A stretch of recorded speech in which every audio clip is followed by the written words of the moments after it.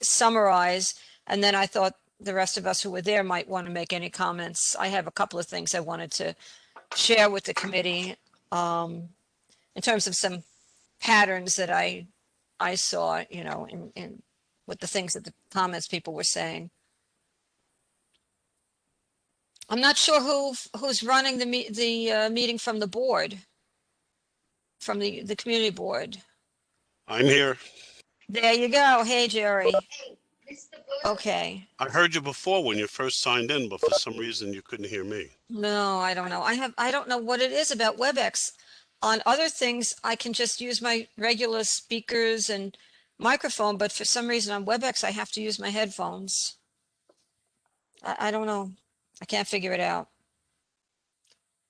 I thought maybe, you know, it was just me not being able to figure it out, but Doug can't figure it out either, so I've given up.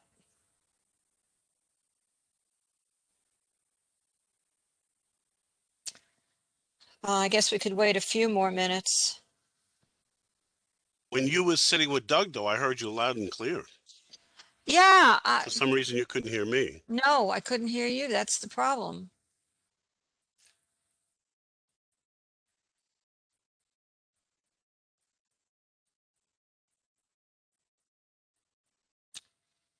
So I'm just looking.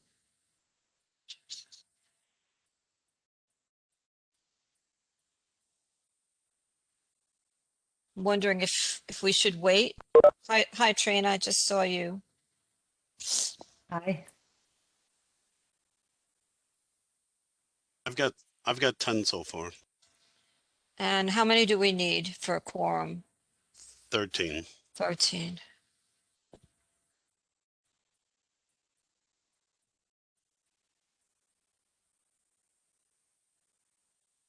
You have me. I'm signing as Andrew Kaminsky again.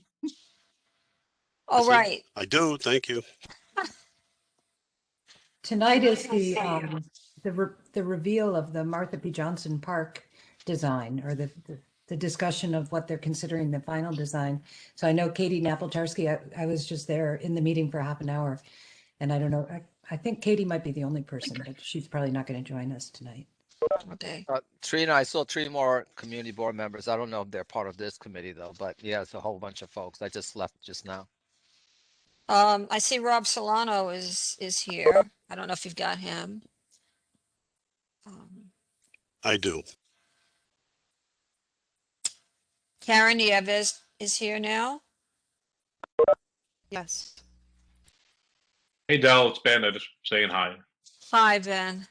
Thank you. Thank you for coming. Yeah. How was that? I listened to most of the scoping meeting. Yeah, me too. It was interesting. Yeah.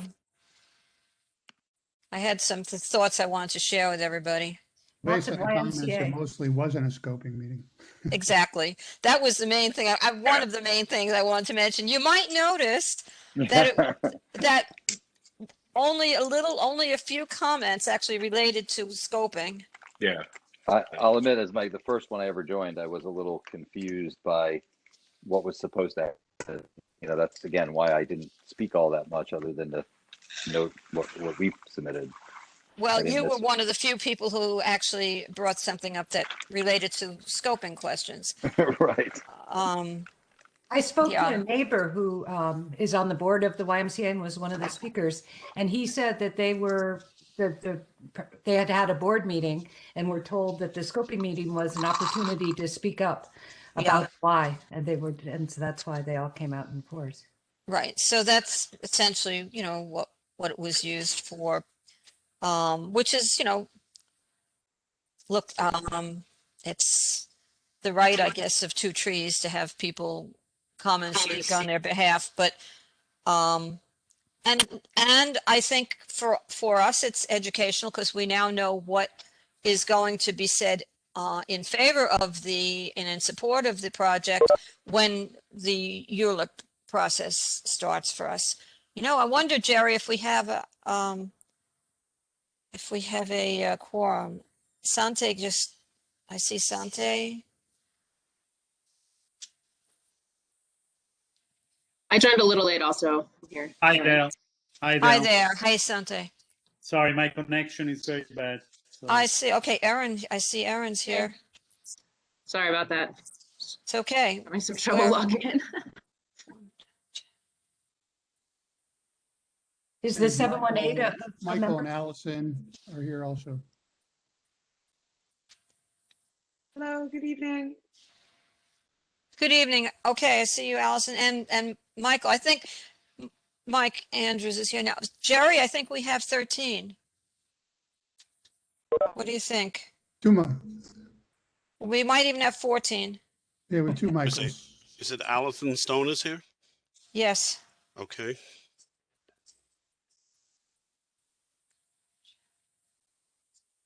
Do you want to do a roll call, So Jerry? if you like, sure. Sure, thank you. Yes, I know Simon is here. I think he's on the phone. Okay. Del Teague, Here. Maria Vieira, Trina McKeeva, Here. Gina Barros, Here.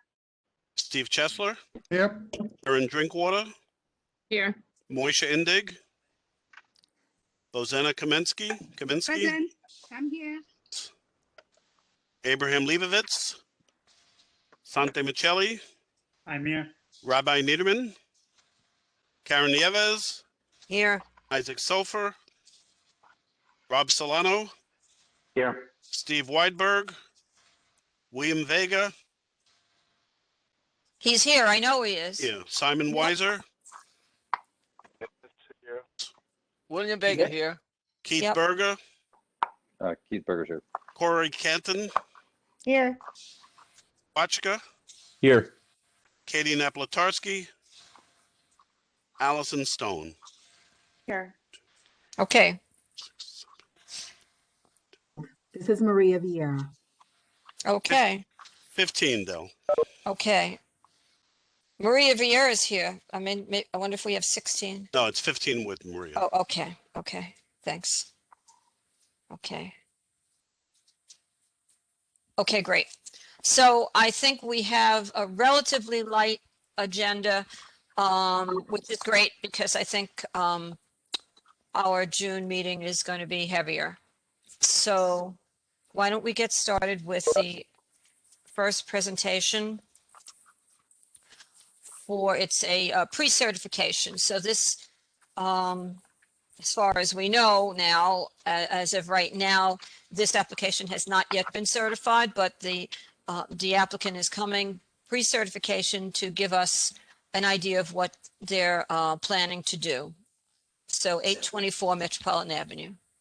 But before we start, I just want to mention that Ben Solitaire from Councilman Levin's office is here, and I thank you. I don't know if Richard Barrick is here. I haven't seen him.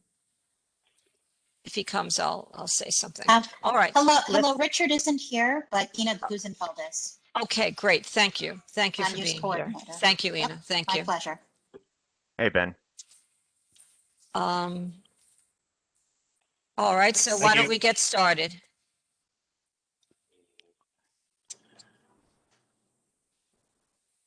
So who's going to start the presentation for 824 Metropolitan Avenue? Hi, yeah, my name is Lisa Orantia. I'm from Ackerman LLP Land Use Council for the applicant. And I'll be doing the presentation tonight. If I could share my screen, I can bring up the slides.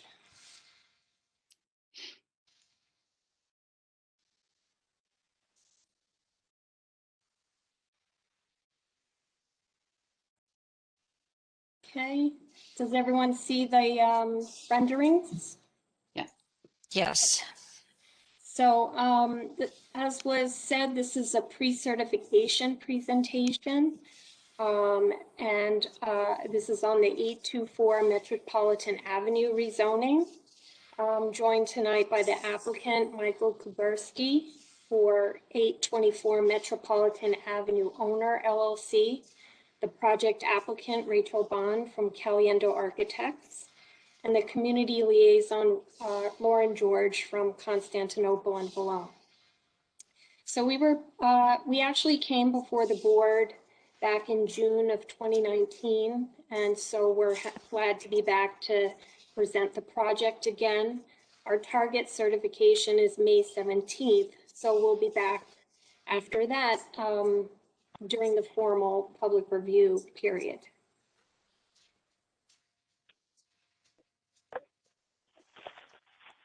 So as I said, this is the 824 Metropolitan Avenue rezoning. The applicant is 824 Metropolitan Avenue Owner LLC. And the project location is at the southeast corner of Metropolitan and Bushwick Avenues. And the project area is about 19,000 square feet.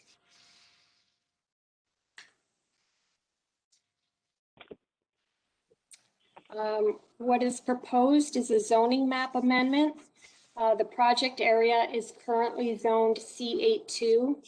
A portion of it is currently zoned R6B with a C24 overlay. And we're proposing to change the majority of the project area to R7A, continue the C24 overlay. And then there's a small portion at the rear of one of the tax lots. In order to clean up the district boundary line, we would propose to change that to R6B C24. In addition, we would be designating this a mandatory inclusionary housing area so that developments, enlargements, and conversions have to include housing for New Yorkers earning low and moderate incomes.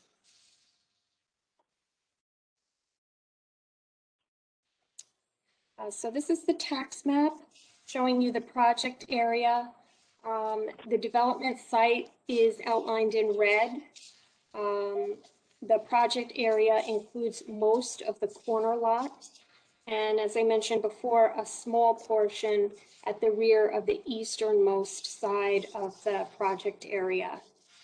The development site is currently split between C82 and R6B C24. Zoning change map shows you what we're proposing here. On the left side, you see the existing C82 with R6B C24. And on the right side, you see the proposed change to R7A and R6B, continuing with the C24 overlay. So the rezoning area you see on this area map is located at this broad intersection, Metropolitan Avenue, Bushwick Avenue, and Orient Grove with the green space to the northeast.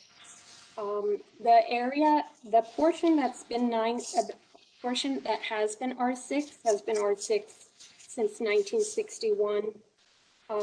The C82 has existed since 1962. And C82 districts are mapped mainly along major traffic arteries, and they're meant to facilitate a concentration of auto uses. So typically you'll find auto showrooms, repair shops, gas stations, car washes in this kind of district. But despite the CA2, the surrounding area is mostly residential, and you have some mixed commercial and residential, and then also some non-conforming manufacturing uses along Metropolitan Avenue. You see those in purple. Currently, there are only 2 automotive uses in the CA2 district. It's an auto repair and a gas station. Most of the buildings are 2 to 4 story wood frame attached houses. And in the larger surrounding area, you find 5 to 7 stories and even 8 stories.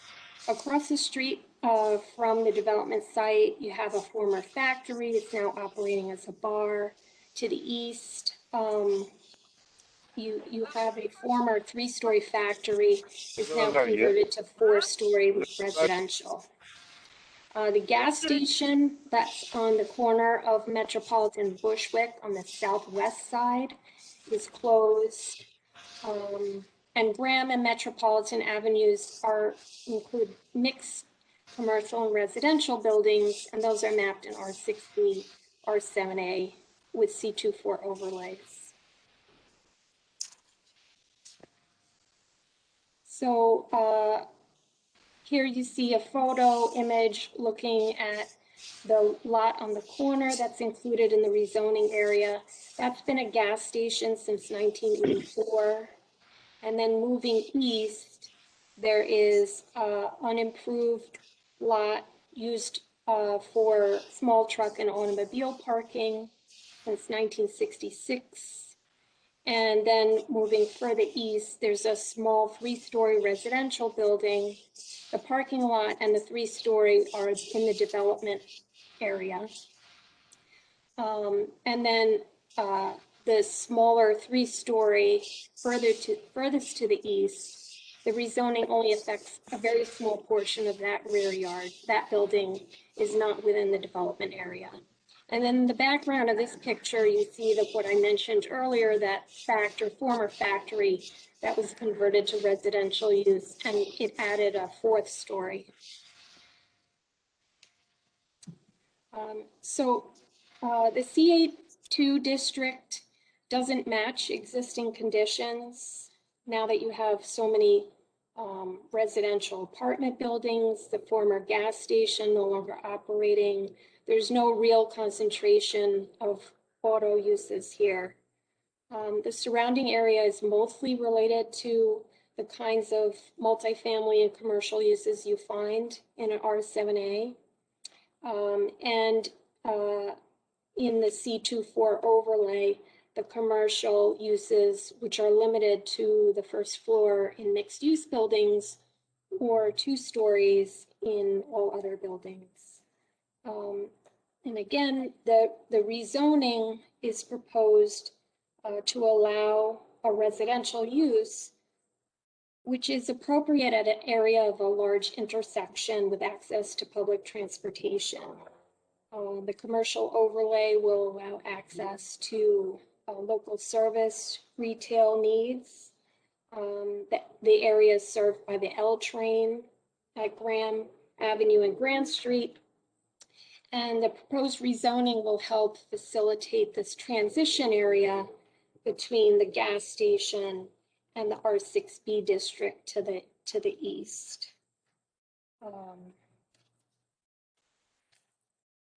So the proposed development that will be facilitated by the rezoning is this 8-story mixed-use building. It'll have 27,500 square feet of residential, a total of 36 dwelling units, including 9 for residents earning lower incomes under option 1. The bedroom count is 8 studios, 21 1-bedrooms, and 7 2-bedrooms. The building will also include 7,000 square feet of commercial space, and there's no accessory parking in the building. This is a proposed breakdown for the 9 MIH units. What we've proposed here is having 4 units at 40% AMI, 2 units at 60% AMI, and 3 units at 80% AMI. So this is the breakdown of the requirement for 25% of the floor area at an average of 60% AMI under option 1. So this is a AMI chart that shows you what these annual income amounts would be for the breakdown of 40%, 60%, and 80% AMI. And also included here are the affordable rents for units set at those AMI levels.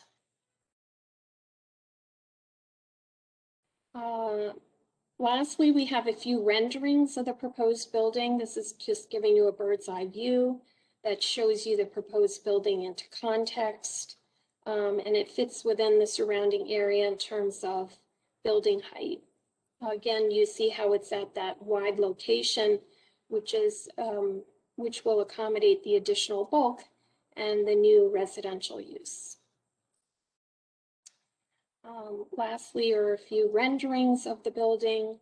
What's proposed is this natural food store on the ground floor. And that concludes the presentation. So we're happy to receive any comments or answer any questions the board has. I have a question. I just want to, can I Go ask ahead, you Steve. really- Okay, sorry. Wait, Steve, you're first. Lauren was going, from the presenters, was going to say something, I think. Oh, okay.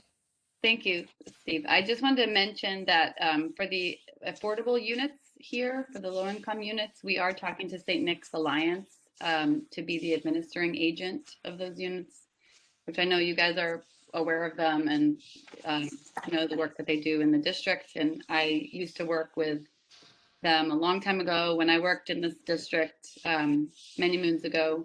And we've talked to them and begun the conversation and should have a contract with them soon for that purpose. Just wanted to put that out there as well. Thank you. Steve, you wanted to, Yes, you had some thanks. questions? Okay. You had a question, the part of the proposed building, I guess would be in the back. It looks like it's 1 story. So what were you planning to house in that section of the structure? The ground floor Yeah. commercial. That's the ground floor commercial, and then the roof would be 2,500 square feet of open space. It looks Outdoor pretty space. massive, right? I mean, how many, I mean, you're talking maybe 1 potential tenant in that ground floor space, like a supermarket or something, or? Well, it's 7,000 square feet. It's one establishment is proposed for that space. But it could be broken up. I think the issue is that it's not fully baked. It's not fully determined. And especially in this retail environment, you know, that will come about later, I think. And, you know, honestly, we want to hear what the neighborhood thinks about what's needed and what gaps there Yeah. are in terms of retail. Well, I guess it's just, I find the building itself, the 8 stories in the immediate vicinity of the buildings on the block stands out a bit in terms of the height and bulk. So I was just wondering if the mass could be spread out,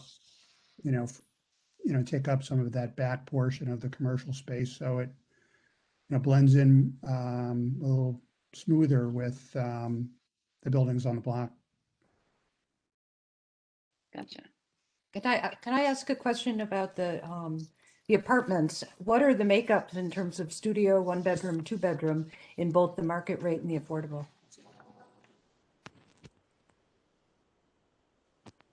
Do you have a chart of that, Lisa, proposed? Of the bedroom count? The unit distro, Yes, yes.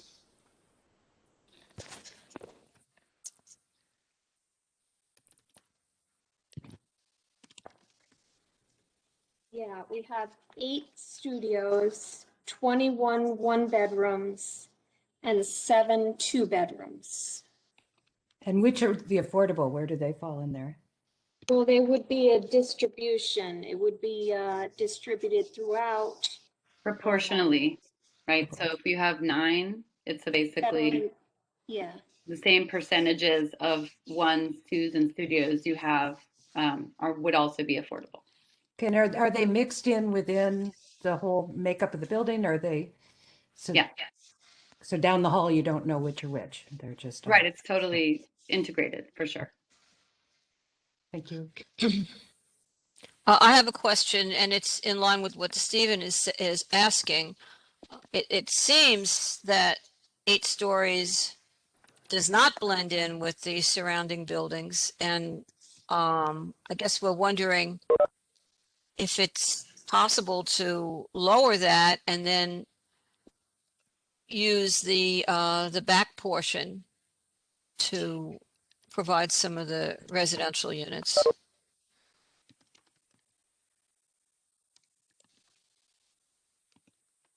Did you hear me?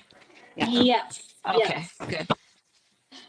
So there is a rear yard requirement. So you have to have a specific proportion of the lot, free of the rear yard in order to provide light and air for the building and for its neighbors, but we hear your feedback. There are buildings of greater height 2 blocks away, and then 3 blocks away, you get even taller buildings. Where's the rear yard? I didn't see that in the rendering. Is there? I think they mean that one story that sticks out that's going to be Extends into the green rear- space. Yeah, above that first story is where the rear yard starts. Right. Right. I was curious. Can you guys hear me? Mhm. Yes. Okay. I was curious about that space. Can it hold a like a green space on top of that roof? That's the intention, yeah. So it would be Cool. an amenity space that could be, planted and with benches and Right. greenery, like a green Okay. roof, but that's also a recreational space. Excellent. Hey, Mike Kowachka, question. Was there no option to do parking for the building? Well, parking is not required because it falls under the zoning provisions. It falls under the requirement for and entitles the building to a waiver for parking. And this is in the transit zone, so there is access to transportation in the nearby area. Can you explain in more detail why there's a waiver for parking? It's in the transit zone. It's part of the zoning that was passed in the 2016, 2015 zoning for affordability and zoning for quality housing. That says if you're in a transit zone, you don't need to have parking for this number of units. Because it does have good accessibility to transit, and the vision is that folks will choose other means. With a supermarket that large, where do you anticipate getting deliveries? It would have to be a curbside loading situation. In the front. Yeah. That's a big market. Do you have any plans for the market? Like, is it Stop and Shop? Do you have anybody bidding for There that is no space? specific bidding going on. Okay, thank you. It's just a little premature for that, but the hope is to get a market that is a green grocer. And it, yes, it's probably larger than a lot of neighborhood markets, but it's not a supermarket. It's not that big. So it's kind of that medium space, like a Sunak type of idea, is the vision. But again, that's like, hopefully the economy will continue to improve and we'll have a better sense of that down the road. Thank you. Pardon me if you already mentioned it. Of the 9 MIH units, how many are a breakdown of how many are 1-bedrooms and how many are, because you said that you're going to have 21 1-bedrooms. Of the 9, how many are 1-bedroom apartments? Do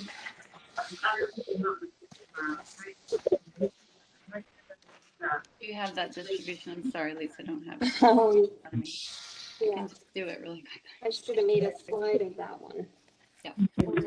So we hear you, and we will make sure next time when we come back to have a much clearer breakdown of the unit distribution and the affordable distribution. But if you can, given the breakdown, if it's 8 studios, 21 ones, and 7 twos of the total, then it's over half are ones. So then about 5 of the units that are MIH will be ones, probably. 2 will be studios and 2 will be 2-bedrooms, but that is a very rough estimate, and I'll get back to you with further details with a correct breakdown.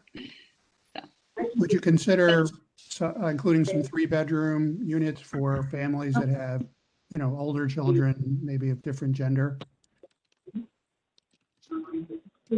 Certainly, we hear that. Yep. Yes. Get to that.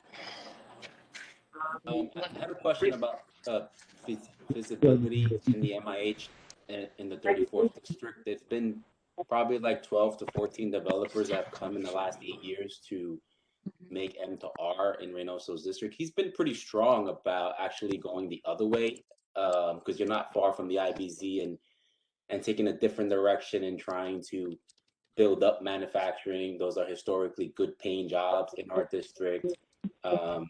Why do you feel like you're the exception for the MIH reason? I don't think there's been not one rezoning in the past 8 years. for the 34th district with MIH? What makes you guys so special? Because it seems like the boilerplate, terrible MIH rezoning.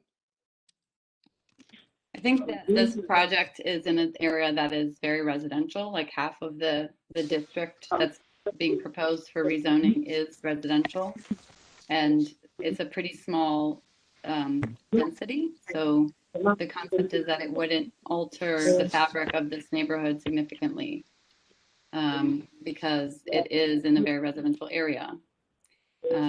You know, yes, there's a gas station there, but otherwise this is not a manufacturing part of the district. And I'm sorry, what has been your conversations with the council member? Have they been positive to say to submit this? Yeah, we've met with the council member a couple of times, and you know, they want to, of course, hear what the community board has to say about it, but he is open to the project. Is this Councilman Reynoso you're talking about?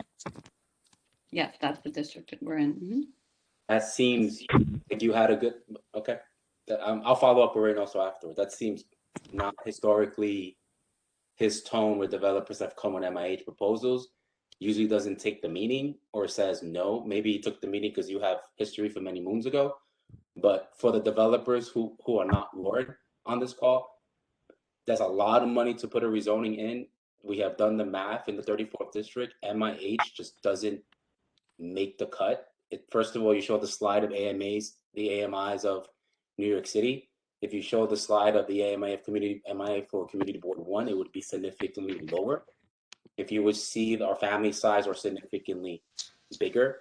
So we're not in the New York City, which takes in Westchester and upstate New York. Like we're not in that zone. Our AMI is significantly less. So of the 9 units that you're offering MIH 1, maybe half or 2 of them would probably be for the community, if that many. So even the crumbs of this project that you're offering is not in context with the community need. So that's just, but you're not in ULURP yet, right? You haven't submitted, right? Right. Okay. So I'll make that call tomorrow. I mean, the median household income of the district is about 71,000 a year, and that was from a few years ago. So it is, you know, and I understand that it's changed significantly recently, and that's part of the concern. But I hear your concerns, Rob. And so can you just explain to us what you can do as of right on this land right now? Well, as of right, it's now mostly C82, which is the auto showrooms, repair shops, warehouses, gas stations, car washes. Those are all typical of a C82 district. But residential is not allowed as of right. Residential is not allowed. How long has the developer owned this property for?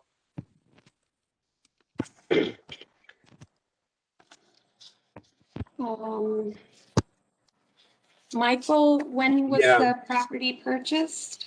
It was about, you hear me? Yes. Okay. Yep. It seems ages ago. It was, about 3 or 4 years ago. Yeah. That's ages ago. 3 or 4 years ago. There's people who bought property since the 60s. You're saying 3 to 4 years ago.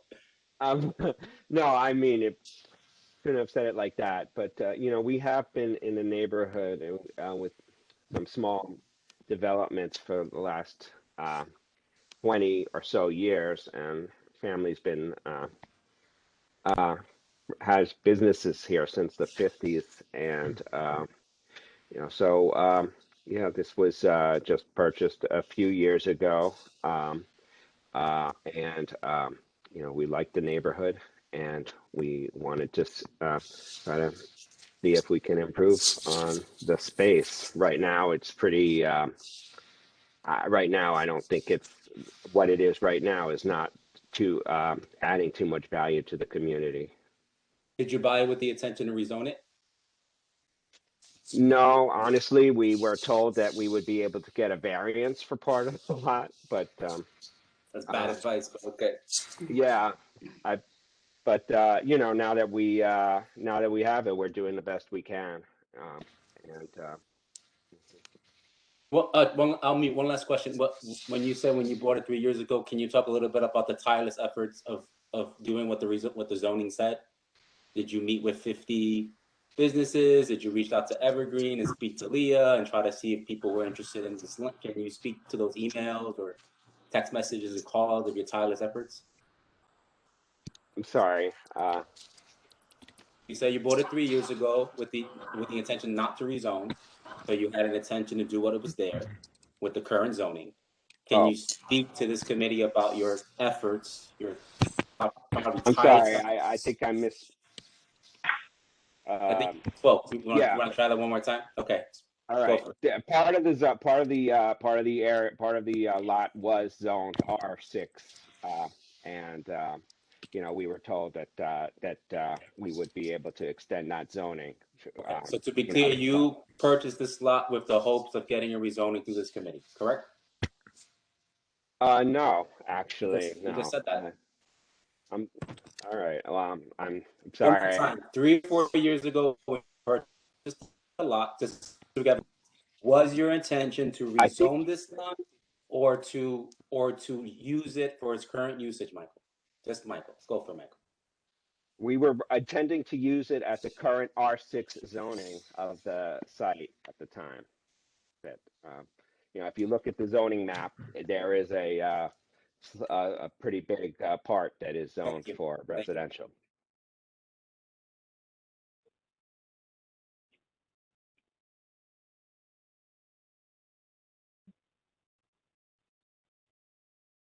Does anyone else have any questions or comments? I'm good. Yes, Del. Sante Yes, here. yes, Sante.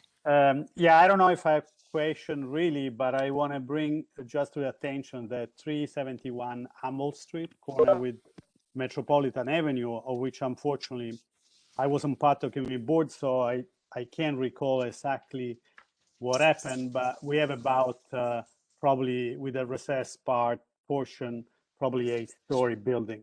But really to notice mostly that the commercial space on the ground floor, which is extensively large, most likely probably smaller than the ground floor of this building, has been emptied for several years. They haven't been able to rent it at all.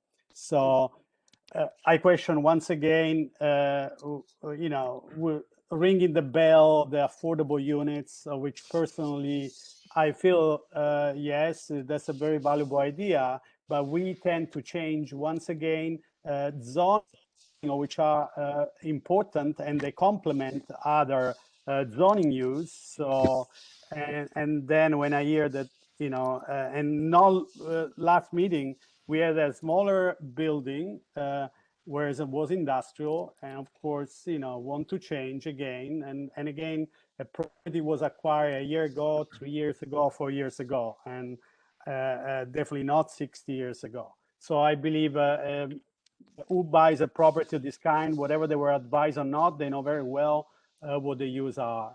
I know very well Metropolitan Avenue. As a matter of fact, at 995 Metropolitan Avenue, I rent an industrial space. I've been renting it for 20 years, so I know the area very well. I know the surrounding fabric very well, and I fear that we are moving further and further down, and one time we're gonna change a C zoning, one time we're gonna change an M1 zoning, which is the building I'm occupied. The landlord has been waiting for this moment, and I have serious concern. You know, I wish I could see presentation that would propose something in zoning on the current zoning the property has, and see how that could be beneficial, you know, to the community. Yeah, so I want to just echo other comments that our board member made, you know, tonight about this. Yeah, I'm definitely not in favor of this as it is. And the scale, to be honest with you, probably the only building is the 371 Humboldt, which is compared, but none of metropolitan are of higher height, nor of Maspeth. There is 100 Maspeth. The only one that could be higher, to be honest with you, will be the development by the Greenpoint Hospital, which is 100% affordable, but definitely is going to create another precedence there too. And also, I'm always concerned increased density when we add more density, because there is no parks at all. The only is Cooper Park, which is already oversaturated, and is the only one that function not only for the community, also for people that come from outside the community at the weekend, because it's the only park that somehow has a more democratic system, allowed to do almost anything from playing soccer to barbecuing. But those are my comments generally about the neighborhood. Thank you.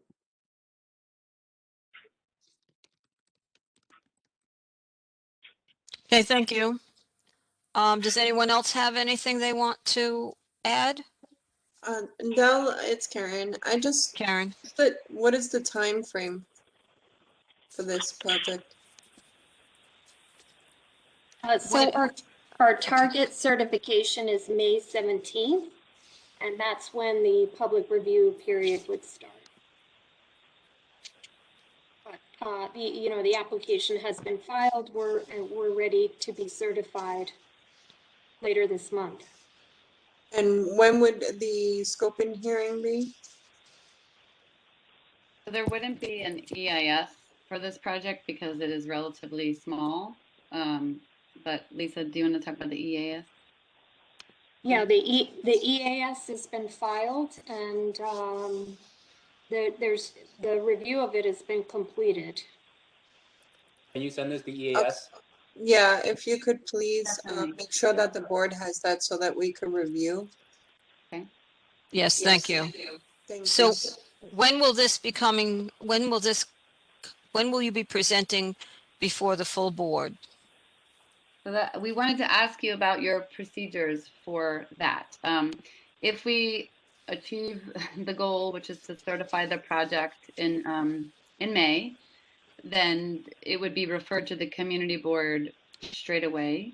And then the goal would be to come to a next meeting, I guess the June meeting, if possible, or do you require a land use first, then full board hearing? No, you come to the full board first, then the land use. So Jerry, can I ask you, it seems to me that this would come to the June full board meeting? Yeah, it looks like June 8th.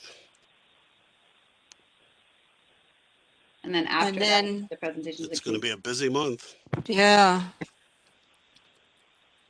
And then the committee, it would be the July meeting for the committee.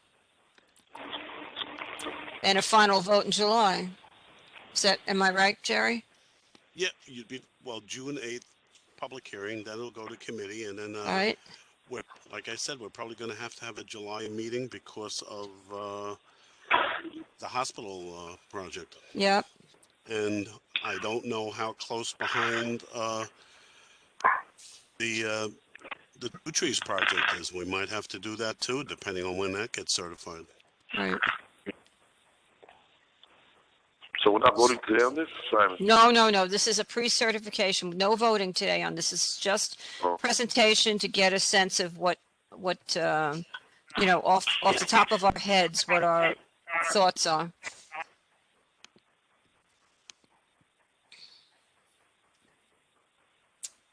All right.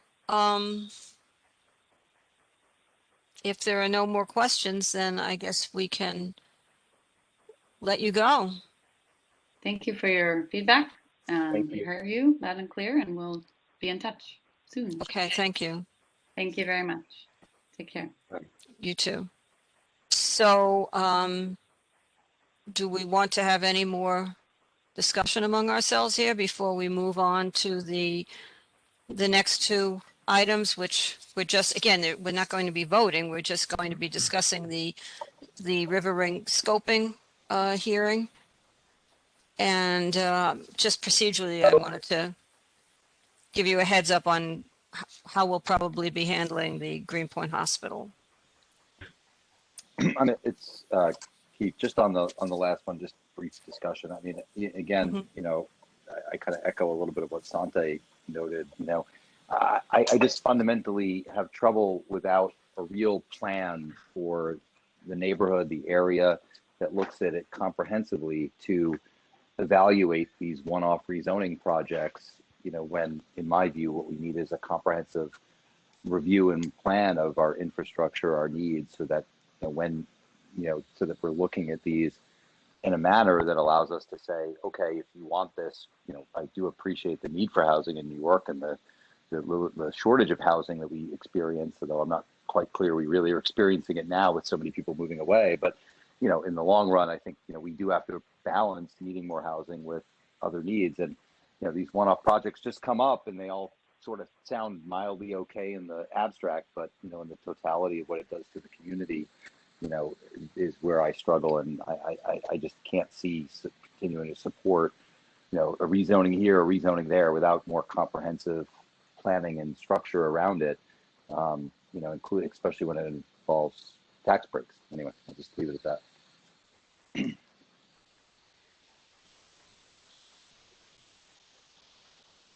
I have a question, a more general question. This is, first of all, I'm really concerned about the fact that it is such a high, that the building will be a lot higher than what's around it. I'm also very concerned about losing the, just giving away our, commercial and industrial and manufacturing spaces. So let me just say that out front.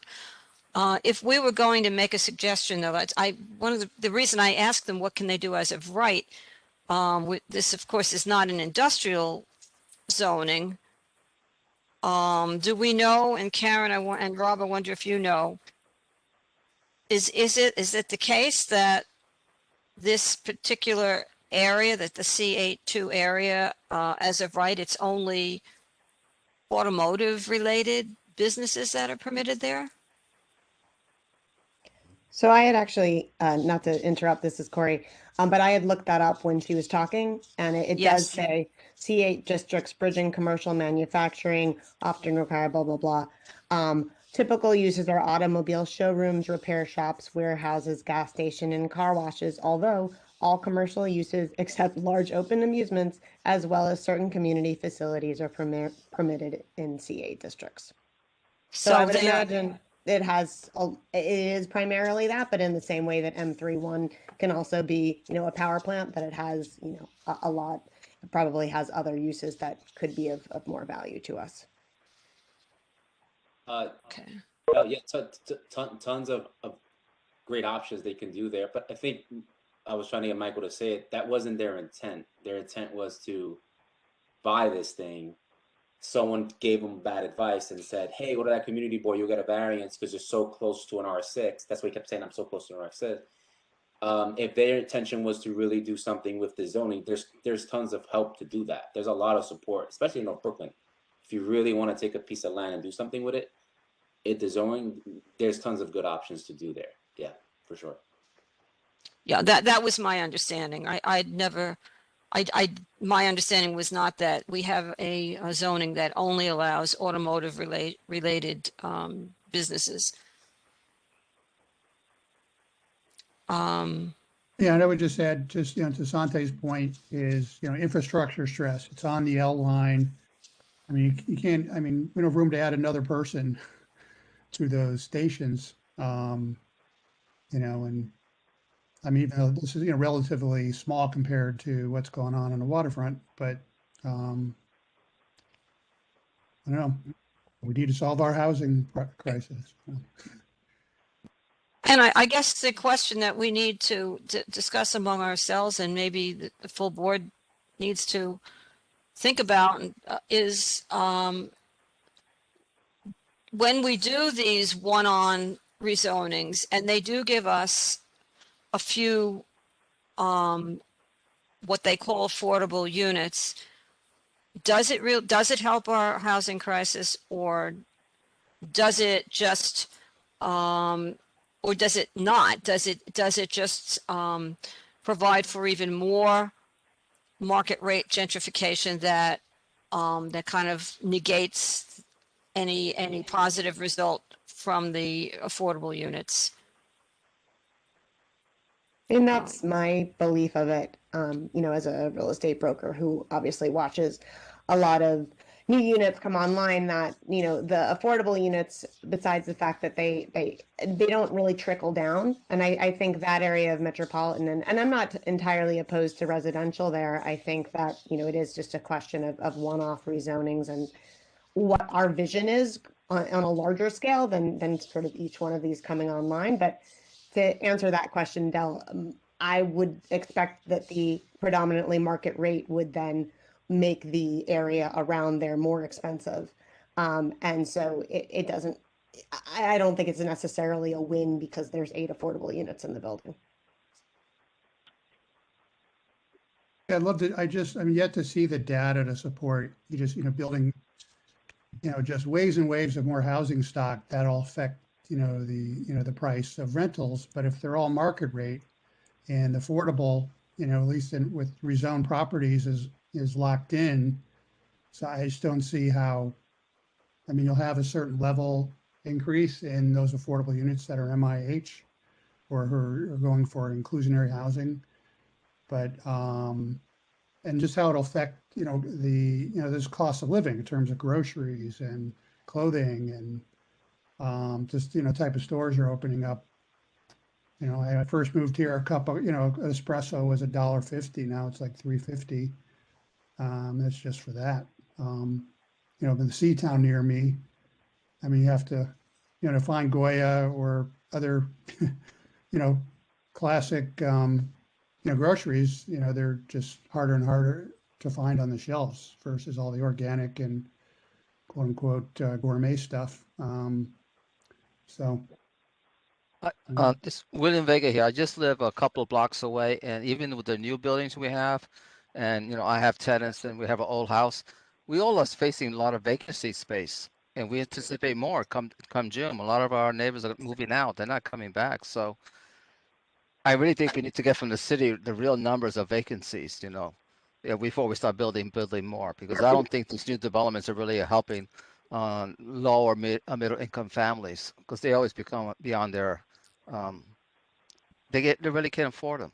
So I know here people that live in the buildings, etc., are offering more reasonable rent and keeping their tenants, but people are just moving out, especially the young families. They're leaving the city.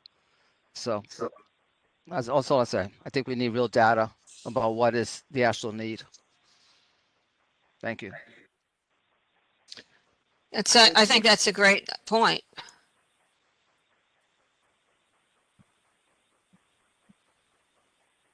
And, Agreed. you know, I think maybe this is something maybe we can ask city planning. Jerry, do you have any thoughts as to who we could ask for this kind of data? Would city planning, do you think, be the best? Sure, absolutely. So, Yeah, Del? yes, Karen.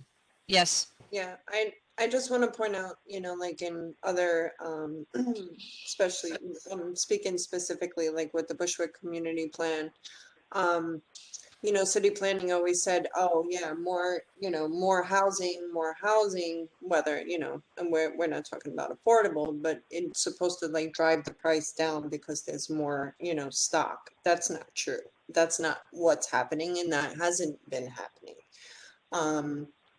And I'm, you know, as far as like when we're talking about, you know, industrial, and like mixed use projects, you know, the Sidem site, which, you know, they're doing affordable housing and then maintaining part of that land for, you know, manufacturing and also expanding on that.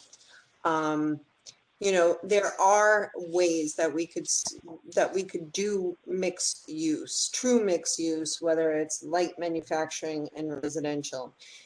There's no real tools. City planning has looked at this. You know, there has been concerns regarding, because like, as you know, right now, with, you know, the changing of the land use, even in Greenpoint and Williamsburg, which there's still mixed, you know, manufacturing and residential, that there's more complaints when you have manufacturing due to smells and whatnot. So the concern Right. is if, you know, they could coexist together. And city planning really hasn't come up with like a good, you know, tool for us to do true mixed use. You know, MX zoning was supposed to allow for the existing manufacturing to stay there and build residential, and that hasn't happened because they just converted the MX, you know, on the first floor to commercial use, to retail. So I think this is something that we need to really pull like city planning back in, and to try and come up with more innovative ways that we can have true mixed use type of projects that will kind of balance the need for affordable housing and, you know, keep manufacturing. And especially like on these larger lots, they can maintain a portion, that back portion, and have manufacturing, and then do straight up residential commercial on the rest of the lot. So there's ways that we could look at this. But are there tools there? And that's a city planning question. So I think we could be more innovative if city planning, you know, comes and what real tools for us. So I just wanted to point that out. So what do you, so what would you suggest? Let me just ask Karen, because I would like to, for us to come up with a request that we can bring to the full board, that we can send out to city planning to, it's, so we are asking for, numbers and some kind of data, right, with data. respect, right, with respect to the effect that the MIH zoning, the rezoning, the MIH applications or developments are actually having on our affordable needs. Is that one of the questions? Is that an accurate or an acceptable question, or does somebody want to tweak it? No, specifically, is it affecting the cost of housing, of rentals? And maybe residually, how's it affecting just the cost of living in neighborhoods, you know, quote unquote displacement, gentrification. But I just, yeah, like to really challenge the theory about creating more housing stock through this model, through the MIH model, 75, 25, 80, 20, if that's really working. I don't know if anyone's familiar with Human Scale NYC, but Lynn Ellsworth has a article about what's essentially wrong with MIH. Brad Lander has also written on this. And so I don't know that city planning would provide this, but that's a lot of what has informed my opinion on it. And I think that essentially the issue is that when the average rent of the building is higher than the neighborhood rent, it will then, you know, make the neighborhood rent more expensive. And, you know, it's in a sense because of the market rate rentals are themselves sort of the gentrifiers. And I think, you know, without sort of putting it that way. But I'd be happy to share some of the articles that I've been reading with the rest of the group if you're interested. That would be great. Thank you. Please. Rabbi Niederman's been trying to get your attention. Oh, I'm sorry, Rabbi, please. Just again, this is not, I didn't think about it, but I think we should also look, what if there's no new units coming in? I'm talking even market rate, of course, with MIH, but if there's no new units coming in, it seems that Greenpoint and Williamsburg is still a magnet from people from other places. So if there's no new units, what does that do? What pressure does that have on the existing units and the ability landlords to work very hard to, I don't know how, but they're doing it to basically displace those people who live in more affordable units. In other words, what I'm saying is, people want to still come here. If there's new units, they're available, so they go there. If not, the pressure is on the existing units that are here might become more expensive. Again, this is not thought out, but I'm just saying, in the mix, somebody should look at this as well. So it has to be balanced. If you stop everything, then everything would go up, and the pressure will be again on the lower end units to vanish. I agree with the rabbi here. It's basic Econ 101, supply and demand. If demand is constant, supply goes up, price goes down, and vice versa. If supply goes down, price goes up, just like the rabbi just said. Has anyone seen prices go down in this community in the last 12 years? Rents have gone way down. Rents are down in Greenpoint for at least 3 years. Because I think because of COVID, because of everything. Rents have actually gone down. Because of increased supply. Say it again. Rents have been down in Greenpoint for at least 3 years. And Michael, what were you saying?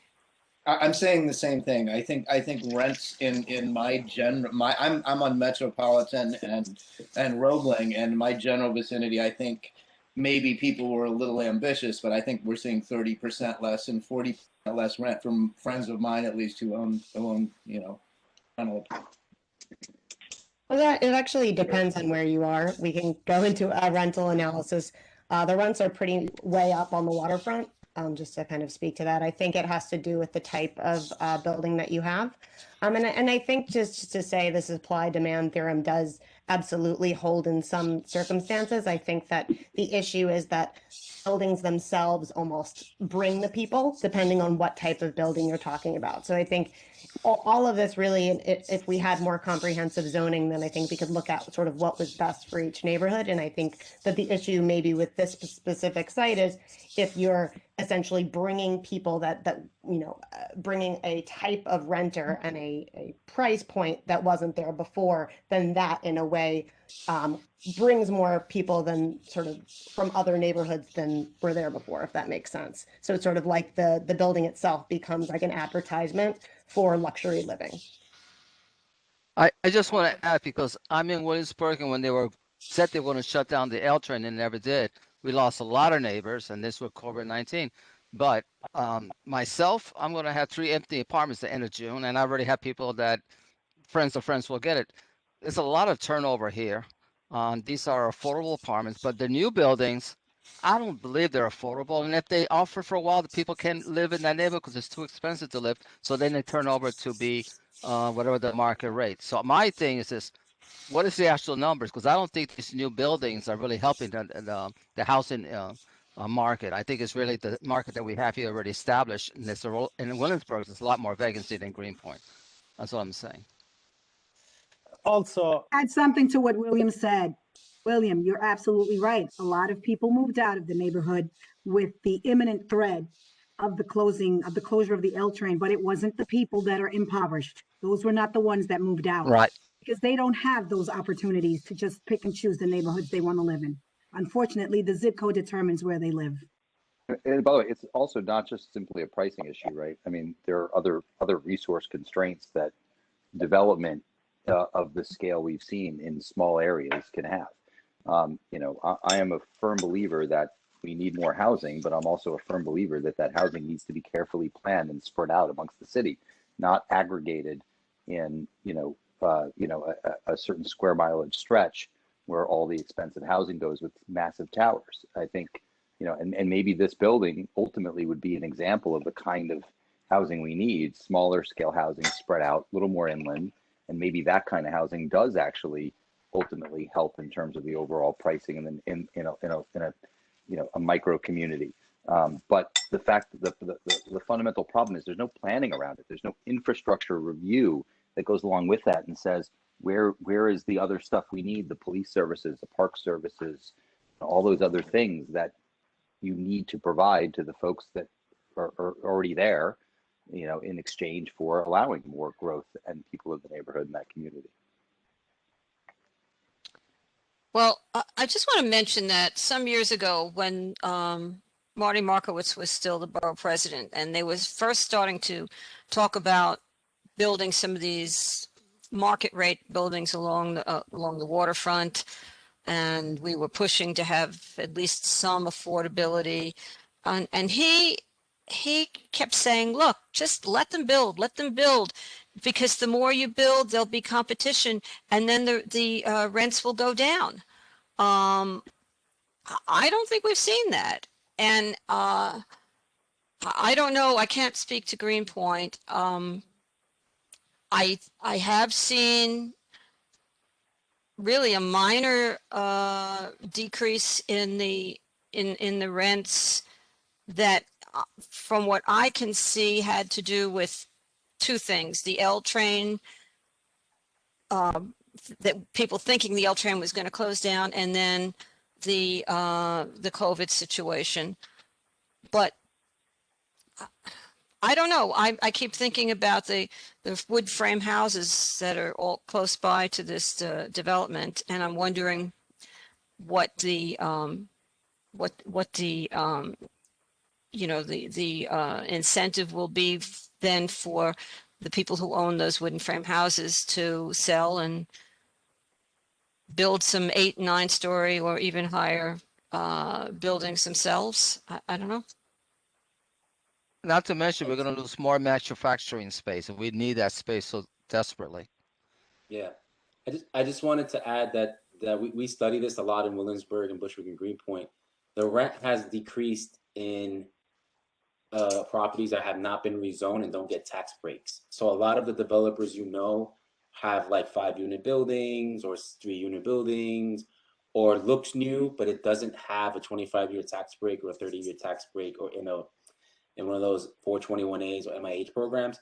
So they don't really significantly start to decrease their rent because they're getting tax breaks off. The folks that are hustling, trying to minimize their rent, trying to fit a nice bucket of a number, don't have like that extra support. So all the things you see on Greenpoint Landing, all those market rates, if you look at those now, they haven't really significantly changed. They'll give you like a net lease, maybe 2 months off, but they're still in the 5,000, 4,500, 4,700 range. The things you may be talking about in this call are those that don't get 25-year, 30-year tax breaks. That's just not our numbers. Have seen only a decrease in rent in non-rezoning or non-program buildings. Can I say something that might be helpful? So I think folks know that I work for the city for Department of Social Services, but a couple of years ago, the city amended its rental assistance program to cover some of the middle income units that weren't being rented. So it actually amended the rule to allow for higher rents to be paid on, I believe it was units up to 130 AMI, because those middle income units weren't being rented. And so they were just sitting vacant. So going back to the point of trying to get some information about the vacancy numbers, I mean, that to me is a tell right away that those units aren't being rented if the city's looking at other ways to use those. What do you mean? It's not being rent? I don't know what you mean. So a lot of those middle income units and the new developments that have gone up across the city were sitting vacant. And as a means to, you know, continue to address the housing and homelessness crisis, the city amended the city FHEPS rule, which is the city funded rental assistance program, to pay a higher rent to be able to move families into these units because they were vacant. So they were the lower rent units were vacant. Is that what you're saying? The middle income. The middle units, income. yeah. So are you saying that it looks like we need more middle income? No, I'm saying we need more lower income, but because those middle income units were vacant, the city said, you know, we're going to use this as a time to further solve the homelessness crisis, increasing the rental assistance voucher for those specific units. I can send a link on the amendment of the rule that came out a couple of years ago, but I think for me, it's a sign to say like those middle income units aren't being utilized the way that we would hope. We really need those deeply affordable, the deeply affordable units. And what percent of AMI are the middle income ones you're talking about? What? I think it was 130. Yeah, once that goes to 130. Yeah. And I'll so send the. you and the go, Aaron. Sorry. No, go. No, there's articles because there's a lot about supply and demand. I can send 3 articles where there is no demand for 130% AMI. It constantly stays vacant. They can't rent them. I'll send you 5 buildings that they're just sitting there. No one is going on the affordable side and on the market side. It is a hell of a duty to find someone that makes 130% AMI at $2,800, and that's pretty affordable in Williamsburg, a $2,800 a month rent in comparison with someone that pays $4,000. They have leaps of trouble trying to handle that supply. So it is true, we need more housing, but it is very important the type of housing that is being created, right? And if they stay vacant, then what is the point of continuing to build more and more and more and more 130% AMI that's staying vacant, getting tax break, and not helping the folks that we're trying to help in our community? I'll send you at least 4 buildings went that way that couldn't fill the units. I appreciate you, Rob.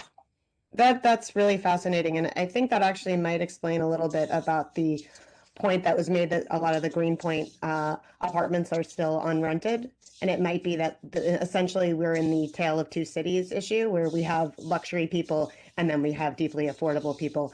And I appreciate that they're talking about that, but I think that is actually a result in what's being built and how we're managing our communities. So where are the middle income people going?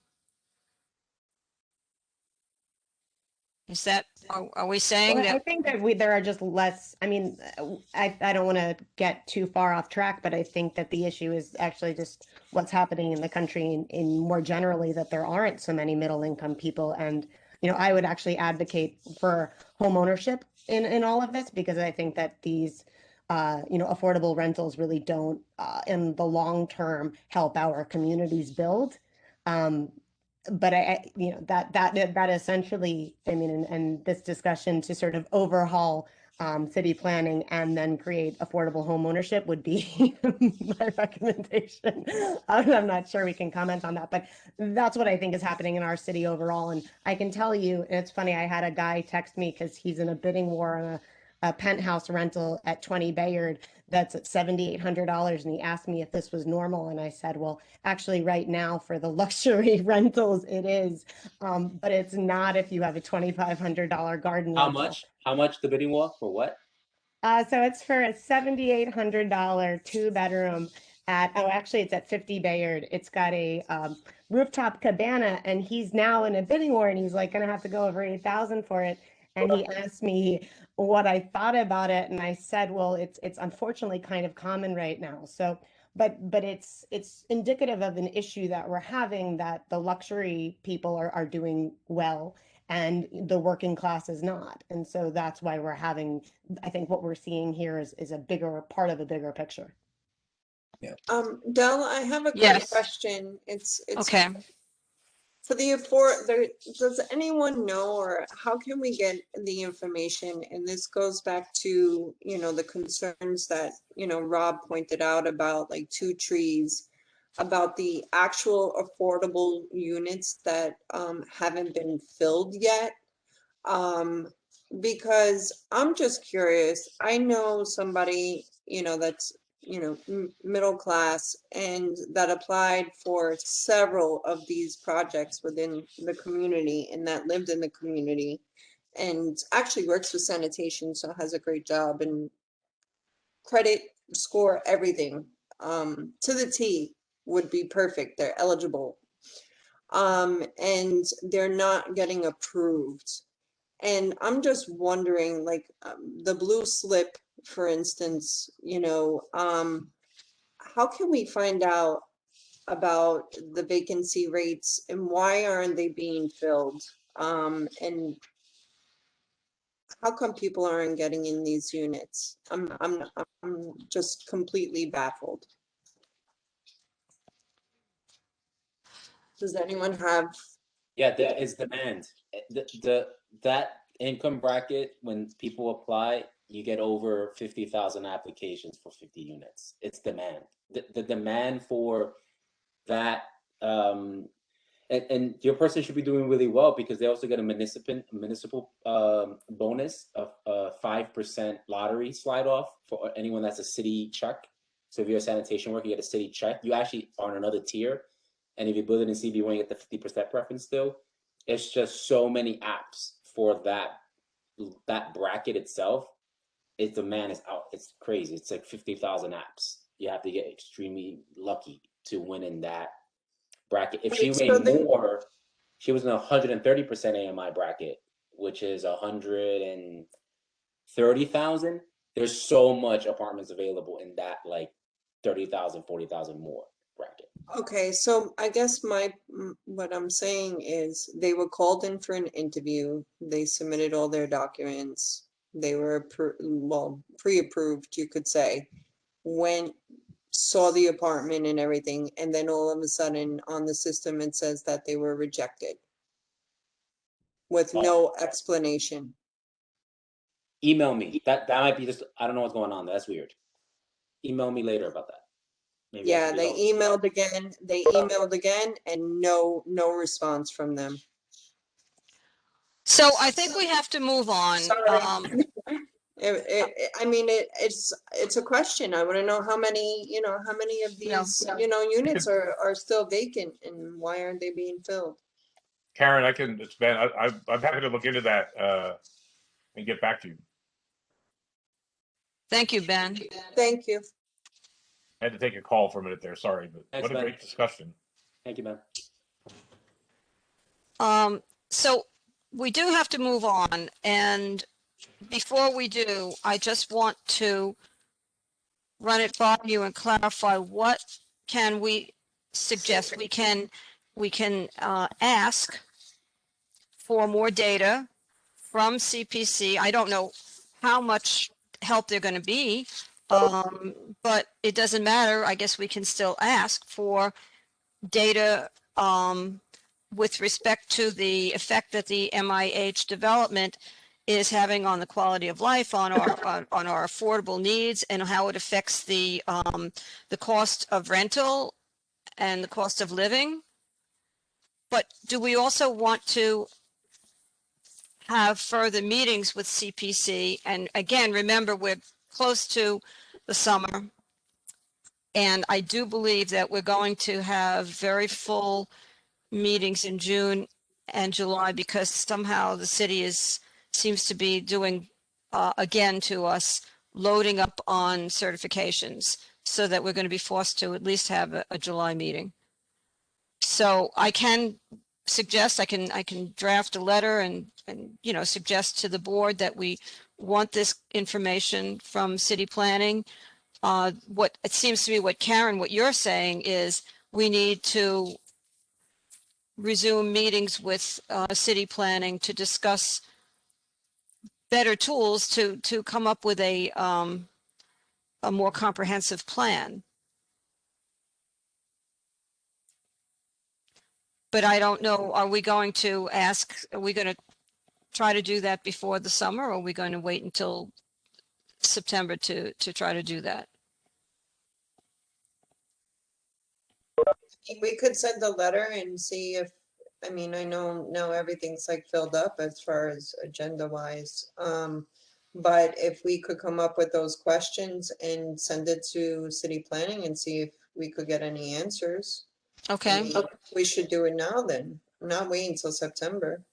Well, I mean, I would certainly reach out to them. I just don't know. That's a good idea. I think maybe a letter that asks for the data, and then a letter asking them to come up with some suggestions as to how we could increase the tools we need so that we can work together for a more comprehensive plan. Okay. How does that sound to everybody? Yeah. I think that sounds good. And I think whatever tools as a new member of this committee, I think is good for all of us. although not necessarily on a long meeting. So whatever they can send us that we could review, and then maybe when there's more room in the agenda, we could have a presentation. I agree. All right, let's do that. Let's go to the second item on our agenda, which was a discussion about the River Ring scoping meeting. I was able to listen to the whole meeting. I know that Steve Chesley, you were there, Keith, you were there, Corey, you were there. I know that because Trina, were you there at the meeting?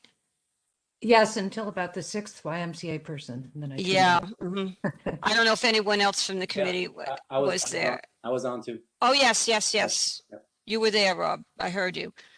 So Steve volunteered to give an initial synopsis of what happened at the, shall I call it the scoping, non-scoping meeting, because the majority of the people speaking really didn't raise any issues that we would traditionally think of as scoping questions. They were just they were there to speak in favor of the project. But in any case, why don't you get started? Why don't you start, Steve? Yeah, well, I mean, that's it in a nutshell. I would say maybe close to 90% of the people who spoke there essentially kind of abused the process there. I mean, we're supposed to be commenting on the various categories of the quality environmental review process, that we methodically went through, but instead it's just they came to represent their their individual needs. And I would say that at least 10 people were there just saying we need a new Y, and these wonderful developers are going to create a new YMCA facility for us. Of course, then screw with Greenpoint. And then there were some, business owners who were praising them, and some union folks. And then there were a couple, and also I think kind of, I would say breaching protocol, but there were people who spoke who reacted to what other people said instead of instead of commenting directly on particular category, including me. They were they said something about what I said, and so unfortunately it's just the people weren't worried about transportation and socioeconomic conditions and open space and all these other issues. They don't care. Well, if we get a new YMCA facility, then it won't matter that there are layers and layers of people ready to fall into the tracks at the Bedford Avenue, L stop, or the cost of groceries and just the disaster that is Kent Avenue for cars and people and bicycles. And environmental issues just with wastewater. And so, and I specifically spoke as an individual just about, specifically as transportation, just, what are you thinking? Even if, Two Trees is claiming like only their survey of only 30% of 325 Kent tenants actually commute. Well, if you take all of, Domino fully builds out, and then River Ring built out, and then 307 Kent, which is coming up very quickly, everything's built out. I mean, you're talking thousands of new people in this, area that are either going to hop on the L or the J and the Z and the M, and then flooding the streets. So there's that. And what else? And I spoke a little bit about the urban, just the architecture, the oppressive nature of it, and that, they could where to potentially make adjustments. And then so on, and then there were a couple people said, the thing is, see, if you build in places that are already, high-end, market rate, arenas, then developers won't go into underserved neighborhoods and build, market rate units there. I mean, Well, I loved that. Was one of my favorite, that they thought Williamsburg should take it for the team, that Williamsburg was already such a highly desirable neighborhood that we should let we should allow just as many developers to come in as want with affordable, building market rate units. And that way we'll take the burden and the surrounding areas won't get gentrified. And so like I said, we'll take it for the team. And it struck me that it was almost as though what they were saying was there are no affordable needs anymore in Williamsburg. There are no working and lower income people in Williamsburg. So let's just, this is silly to just let Williamsburg take on the responsibility. Let Williamsburg be the sacrificial lamb, so to speak. And then Bushwick and Bed-Stuy, we won't get gentrified. I wasn't sure how our residents would respond to that, but it's pretty much what, and that we would get a Y, and our transportation needs and our infrastructure needs and our views and the quality of life in Williamsburg, I felt were just being actually scoffed at because the people who spoke wanted a Y. They were, I think for the most part, they were Greenpoint residents. So they wouldn't have to, they wouldn't have to live with, whatever issues were raised by the project. Yeah, Richard Mazer came out. Yeah. And Adam Ganzer, who's the president of New Yorkers for Parks, he came out and said, again, endorsed them based on, their open space, the park part of the proposal, yeah.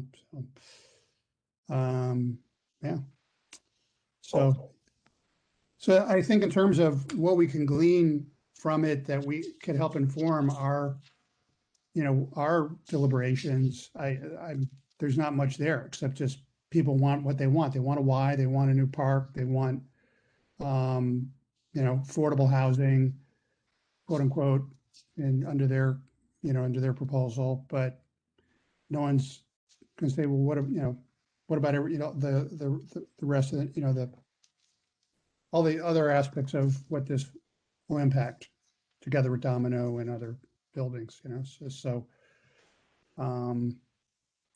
yeah.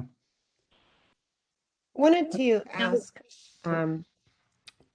for me, I felt like, it did seem that the developer asked a lot of their friends to come out and speak. And I wasn't sure really how the DCP would see that. Like if I was a mayor, I would be aware that everyone was, essentially asked to be there and not to comment on the scoping itself. So I wouldn't really, I'm not sure I would glean that much of it.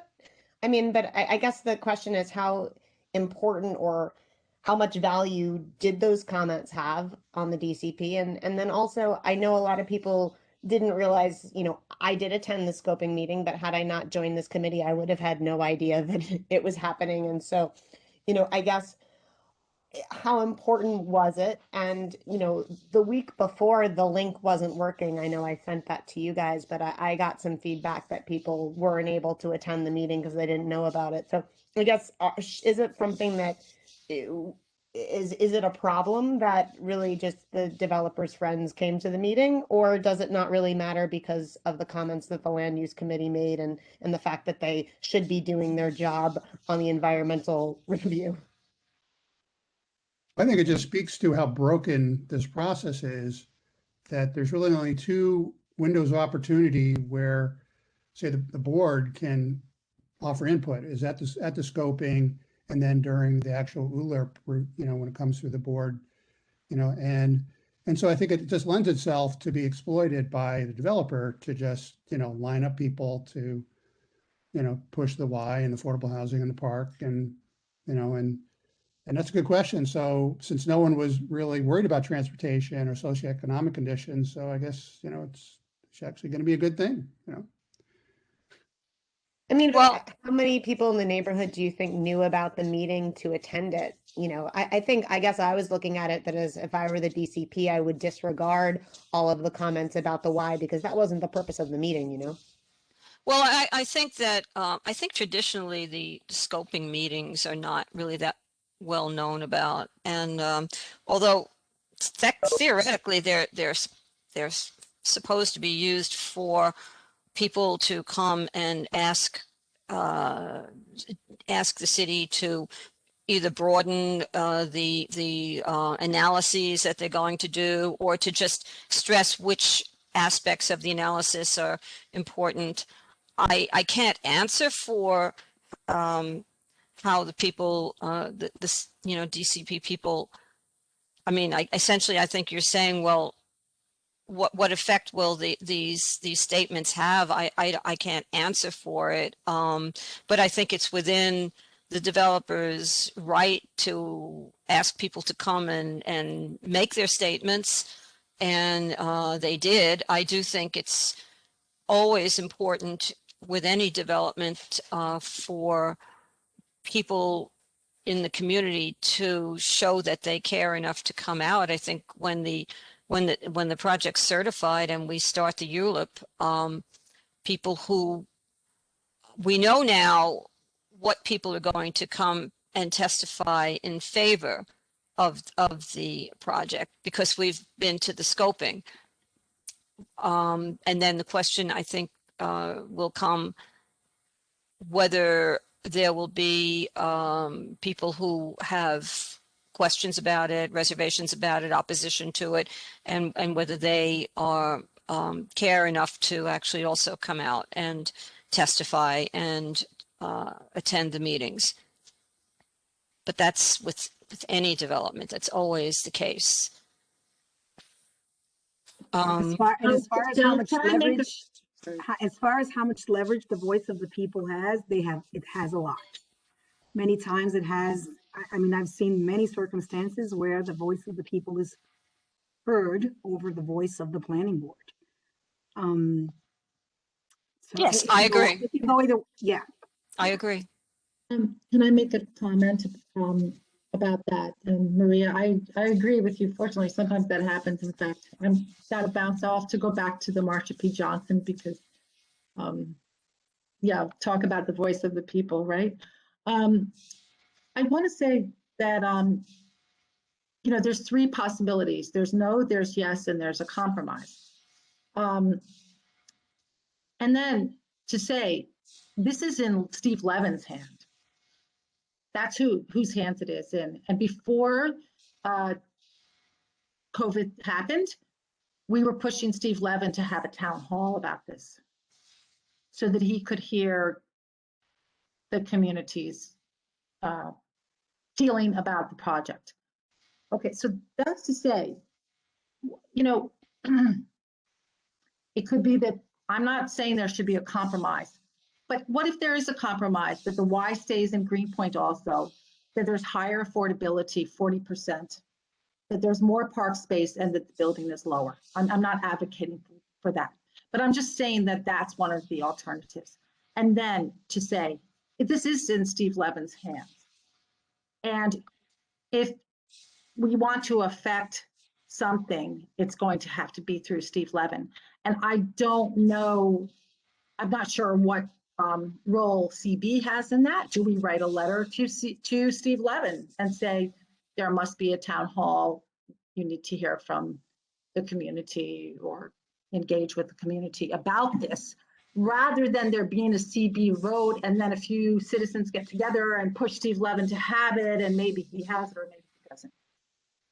So, do you think he should do it now, Katie, before it goes through ULURP? Sure, why not? I mean, if we could get him to it not be certified, I mean, I don't know if there's a chance for that, but you know, and there's not much leverage with Steve Levin. I mean, he's not running for. But just so you know, it looks like it's not going to get to the council until 2022. So that means Steve won't be in office. I think that Oh, that would be interesting. But I think that we should check on that for sure. Because if it is Steve in office, I have a feeling he might put it through. Ben Unless he Solitaire is interviews. here, by the way. Ben Solitaire is here And I gotta go soon, but. from Yeah. Steve's office. As is Dave Lambino from Two Trees. Yes, Dave is here too. I'm hearing people say voice of the people like it's a bad thing. I don't think so. I don't know. Said it was a bad thing. No. I will, my Wait, comment who was, is saying that? Who just said that? Well, I heard. Who is that? Influence. I heard it from Maria. She said sometimes the voice of the people is heard over the voice of the community board. but that doesn't mean that is a bad thing. I There don't was a think it's a question bad thing. asked. There was a question asked about how much leverage those voices have when it comes to DCP. And I said the voice of the people oftentimes, and as a matter of fact, in my experience, speaks louder than the board, because it is the voice of the people. I'm not saying that it's a bad thing. I'm saying that that is what it is. And is that wrong? I don't think that's wrong. We are as community board members, our responsibility is to represent the people. Right. And if the people are speaking louder and what they're saying is different from what we are opining, then you know what? Let it be what it is, because it is their voice at the end of the day that really matters. For I good, for agree with bad. you. I'm not saying that it's good, bad, or indifferent. I'm just saying that this is what it is. I agree. We are, I mean, maybe because Maria, we've worked together so long that maybe I know enough, I think, to know that you were not trying to say the voice of the people should be, Never. no, I think that we've had enough, experience together and have screamed loud and clear for a long, long time that we are here to represent the people. And Absolutely. I sometimes, 100%. whenever I see whenever I get it, if ever I get a sense that some members on the board have an agenda and they are not really trying to represent the people, it's distressing to me, because let's face it, guys, we are supposed to respond to the people. And if we had the sense that the vast majority of the people in the area that this development is going to be, that they really, really wanted this, and then it is my personal opinion, and I think Maria agrees, that we need to really support that. So what I would add is people need, 100%. yes, and so people need to show that they care, and they need to get out there. If no one, I know there is a lot of opposition to this. There are a lot of questions, a lot of concern about this project. If people don't care enough, if those people do not care enough to come out and testify at the public hearings, then all we will hear as members of this community board is testimony in favor. So it is always the answer to, I think, the question of how much does it matter, who's coming out. It's extremely important. People need to speak up. People need to get out of their houses. People need to actually be involved. People need to speak up. And that's how we know, right? How else, as community board members, that's why we have public hearings. Right, and I'm hearing people complain, oh, there's just a bunch of people from the YMCA, speaking in favor or complaining about the project. Well, it was. You hear me I mean, that was what the meeting was. Now, whether that's all we're going to hear, I don't think so. But that is pretty much what occurred at this meeting. People literally came and said, the needs and the infrastructure needs and this and that. Come on, that's downplayed, because we need a why. Now, those are the kinds of statements that were being said over and over and over again.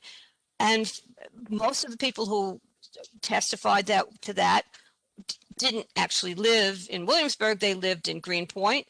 They loved the why. They wanted the why. They wanted the, Oh. I'm sorry, what did you say? They live in CB1. Greenpoint is Yes, CB1. they do. Yes, they do. Absolutely. They live in CB1. And if nobody from the immediate area in Williamsburg cares, then that's the only voice that we will hear. But that is pretty much what happened at the scoping, and it is not exactly what what traditionally the scoping meeting we think of as having happened, but it happens. Developers will have their people come out and speak in favor at any meeting that they can gather people for, because the idea is to show the city and the community board that there is a lot of support for the project. It's not just this project, that's the way it goes. And everybody has an opportunity to come to the public hearings once the ULURP process starts, and we will hear what it is. But that is basically, I mean, it was that I would, the vast majority of the speakers talked about wanting a YMCA, wanting a Y, and wanting how wonderful the Y is, and how much needed, how much the people in Greenpoint need an expansion of the Y. It's very outdated.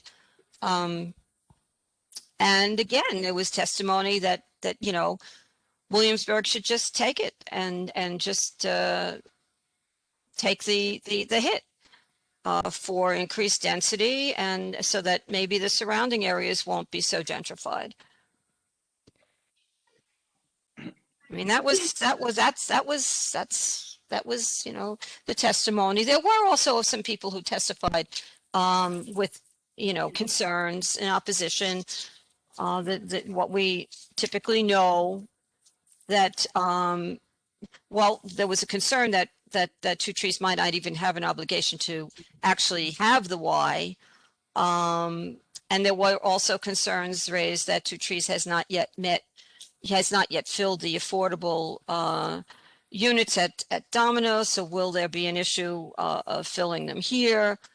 Some people felt that there should be at least 50% affordable units, given the tax abatements they were getting. People discussed, concerns about the stress on sanitation and transportation, but there were those concerns were raised, but I would say a huge percentage of the people came out very excited about the Y. You're muted. I agree that we need Williamsburg, that community board one needs more infrastructure, more transportation, more L trains, more parks and stuff. But I don't know how much of it that we can solve on this ULURP committee or on the community board. Like the L train, that's above our pay grade. We can't fix that problem. I would love to fix it. I want more L trains, G trains, etc. But that's, do we wait for the L train to come before we build affordable housing? Or do we do what we can, and then hopefully the L train will catch up to us? Well, the question is this going to actually help? Will the units that are being presented to us actually help our affordable housing? I mean, is this all we can do?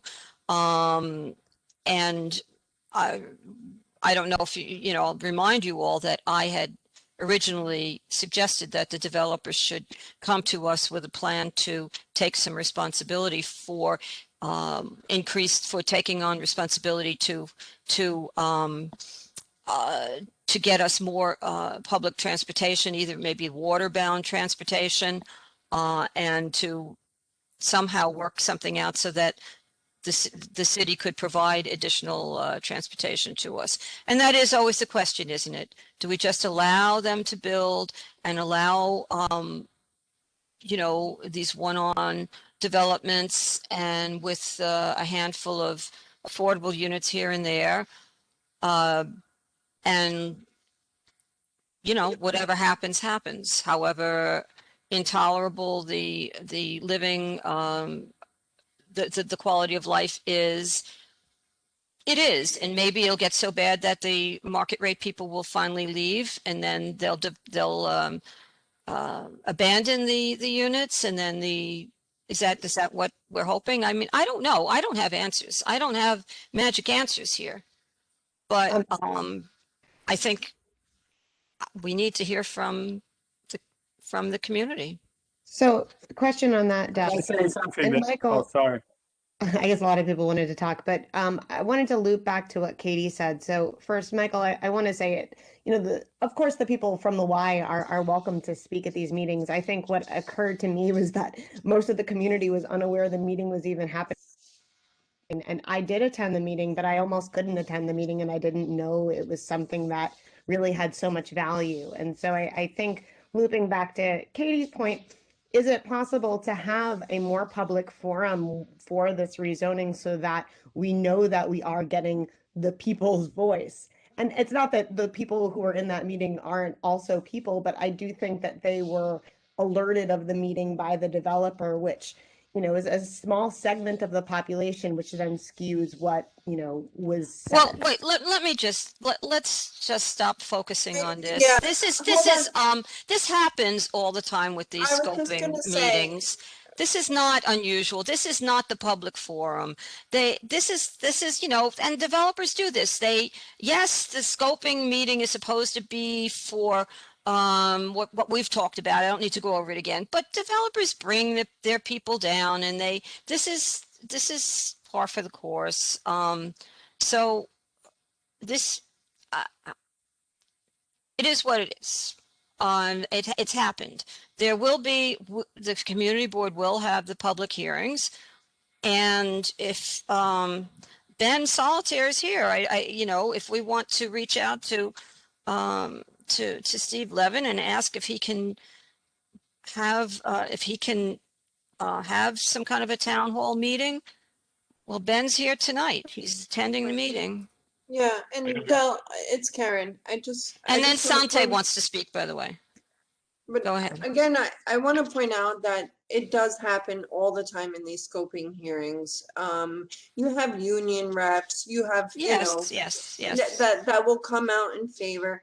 Yes. However, again, the scoping hearing is us, you know, the community and organizations asking city planning to study the impacts of the project. Right. So, right. you know, whether it is, what is the impacts of the economic development impact and the transportation and the Right, quality right. of life? And Right. that's what those scoping hearings are for. Again, it's, you know, okay to have people, there's nothing wrong with members of the community coming out and saying, yes, we are in support of a community facility, you know, because that is part of our quality of life for our children and activities. And so there's nothing wrong with that, if it's being presented in that way. Okay, so I think, yeah, I think we need to move on from this. And again, it's nothing bad that people came out in favor of the Y. The Y has been so important to our community and to the children of this, you know, of this community. So I think for some people, it is a piece of our, you know, history of what the Y represented, and think about how it started. So I think that's, you know, a really, like, in regards to what the scoping hearing was supposed to be about and what it turned into, it happens all the time. Yes, it the does. Public forums It and the does. hearings coming up, that's when that will all come out, both sides. But I just want to say that, you know, the Y is important to our community, so let's not disregard that. That's all I want to say in that respect. And let's move on. And we should see what, you know, Steve, what a council member Levin's office is willing to do, and we should maybe have a forum and talk more and iron all the other stuff out. So let's do it. I agree. Bill, And just moving is, on. Can I speak, please? Sorry. yes, Santi. Santi, go. I got Santi. Yeah, no, what I want to say is that I don't know. I feel kind of very demotivated to say, because I've been listening to this stuff for a year. Me, Steve, Katie Naplataski, I don't know, many of us, or at least parks activists, we were invited individually, one by one, to go to one of the first meeting to receive input. But really, what we're dealing here is this is one of probably of the biggest development ever in this waterfront, in heights, in density. Personally, I feel blackmail all the time, and it's about the affordable unit. I believe there is no benefit. There is no benefit to do a park and to bring in 5,000 people there. There is no benefit to that. There is no benefit because all community, all portion of this community need a Y anyhow. Greenpoint needs actually two of them. Even what we have here is not sufficient, and the community equally needs it over there. And to me, I don't know how many people was there, to be honest with you, but it doesn't really count as much as you can think, because it is only a motivated portion and the developer, as you said, Dale, they're very good at doing that. They can bring people. We saw this with the BQX as an answer, definitely to transportation issue, because we should still think today that since the rezoning, since the master plan, we haven't done any infrastructure. Infrastructure have not changed. No parks, no subway, and we continue to here analyze and elaborating how much affordable unit do we need. It's kind of crazy to me. I believe we should make a position, one, and maybe really think that maybe should be say a no, as somebody mentioned. Personally, I feel should be a no. I don't see anything working together in a beneficial way. And then, as a chair on outreach committee, which is not very clear how we're going to do outreach, maybe as a community board, we have to make resolution with ourselves. What do we believe, and do a dedicated outreach to express concern, not to say there is a scope meeting or there is some forum is going to happen. Tell us what you think. Maybe make some consideration and say we have this concern. We are reaching out to our community because those are the concerns. Come, because you should be concerned. And maybe that's what it needs to happen, because the developer is going to always, we wait for the community to come. And many members of the community, as somebody else said tonight, they don't know, they're not informed. The system is not very inclusive. It's perfectly engineered to work this way, not at the advantage of the community at the end. And we're not organized to do the proper outreach, calling for the concerns. And maybe we should go on the street, we should go at the markets, maybe we should have a community board stance where we should outreach out our concern, vote for the concern that we have, and outreach the concerns. Well, you are the head of the outreach committee. You may want to, talk to your committee about that. But Ben Solitaire, I wonder if you have any thoughts about what Steve might be willing to do. If Ben is here. Yeah, sorry. I just couldn't That's okay. find it. I couldn't find the person. That's okay. Yeah. I think if you want to make a request of him to do something like that, that would be great. I think it is, if it comes before him or not is up in the air. I'm sure Two Trees is looking forward to doing that, but I don't think it's a done deal yet. But if if you think of public forum, there were a few conversations prior to the pandemic about it, but we don't want to preempt what you guys are going to do, but certainly happy to consider any request by the community board. I just think Two Trees Go has ahead. had a number of small meetings with individual groups, but there hasn't been an open public forum. Yes, we had 2 hearings at the community board Well, that's like true. over a year ago. Yeah, I mean, there's been a lot of discussion about this project with a lot of different people. You know, we keep getting emails that they're having conversations with individual council members to sway, and again, that's part of what happens. But it doesn't, just because they're doing that doesn't mean that you can't have a broader forum.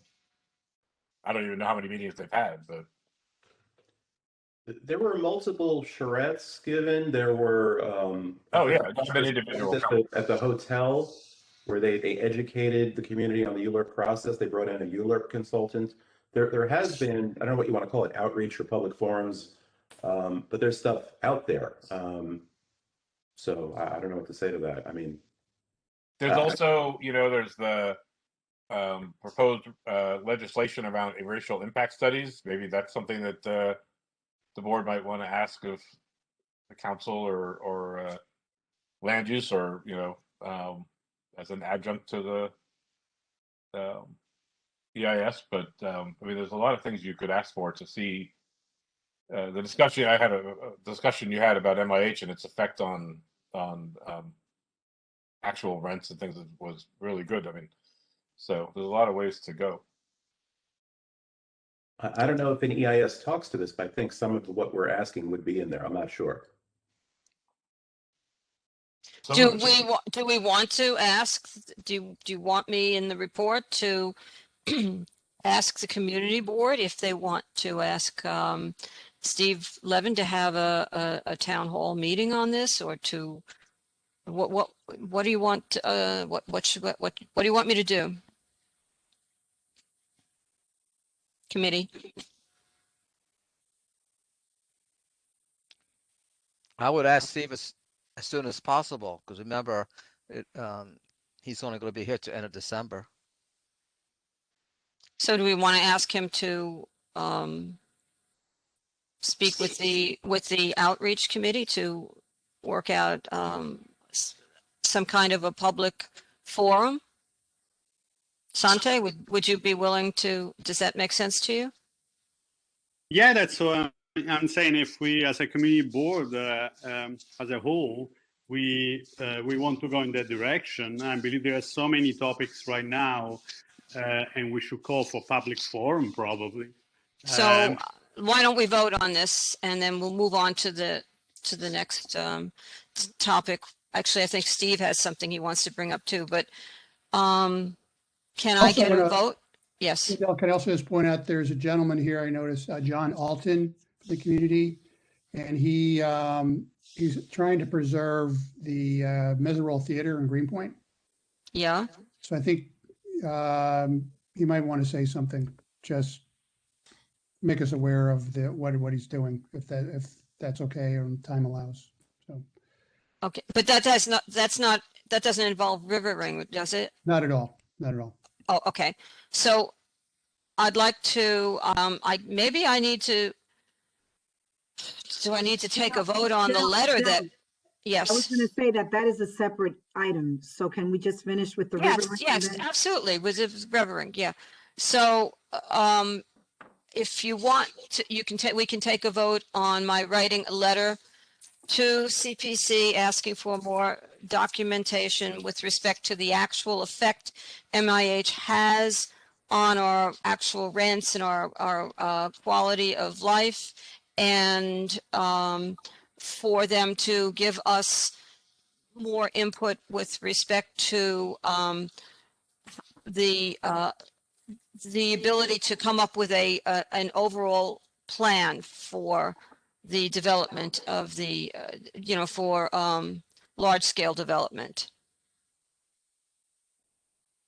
So why don't we take a vote on that? Okay, I'll second it. Okay.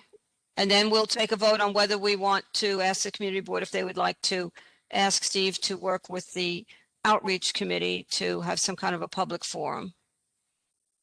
So let's do the letter first. Jerry, could you do a roll call vote?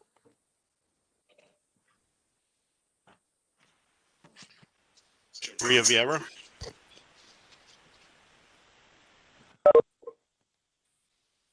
Trina McKeever, Yes. Gina Barros, Yes. Stephen Chesler,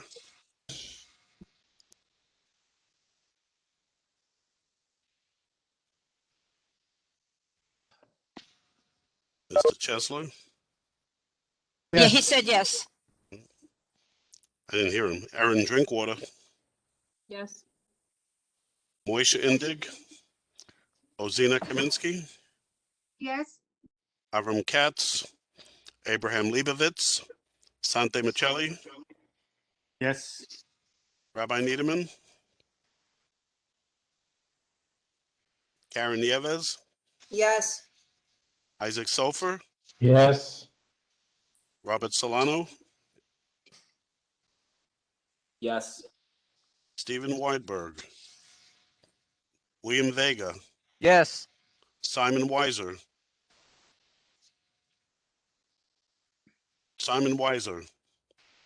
Michael Andrews, Yes. Keith Berger, Yes. Corey Canton, Yes. Michael Kowachka, Yes. Katie Naplatarski, Allison Stone, Yes.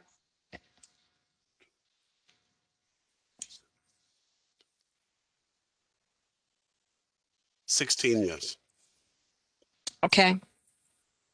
So the next is 16, yes. The next question is, should I ask the board if they would like to ask Steve Levin to work with our outreach committee to have a, some type of a public forum with respect to River Ring? I second that. Are we asking Dal for it to happen before it comes to the board, before ULURP, before they bring it, before the project comes to the board, which would, I guess, be in June or July? I think that would, That's not I don't gonna know, happen.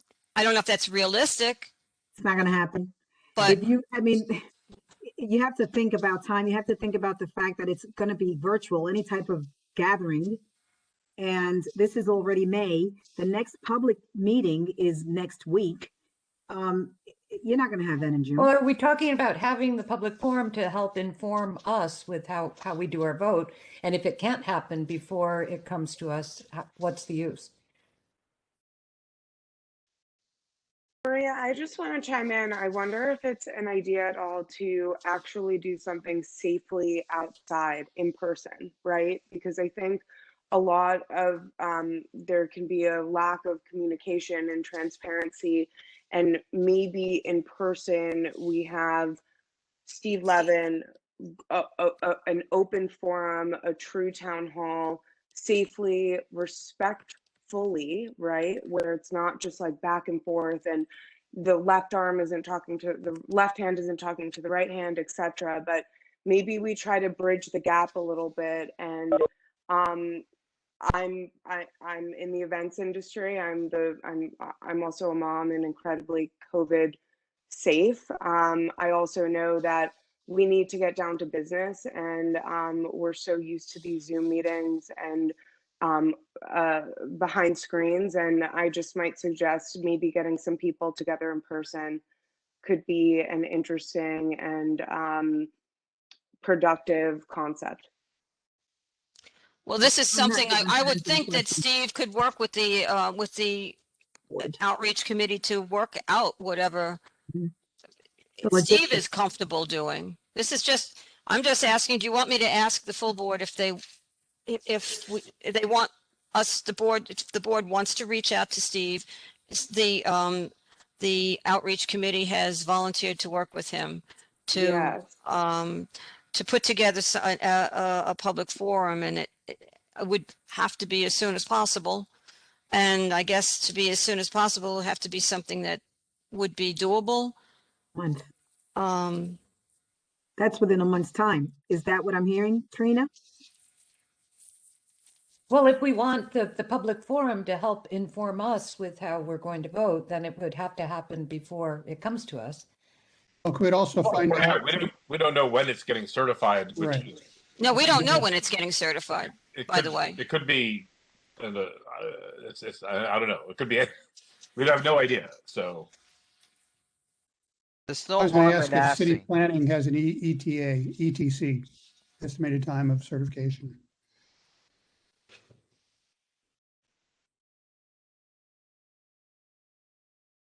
Dave, do you know what the schedule is?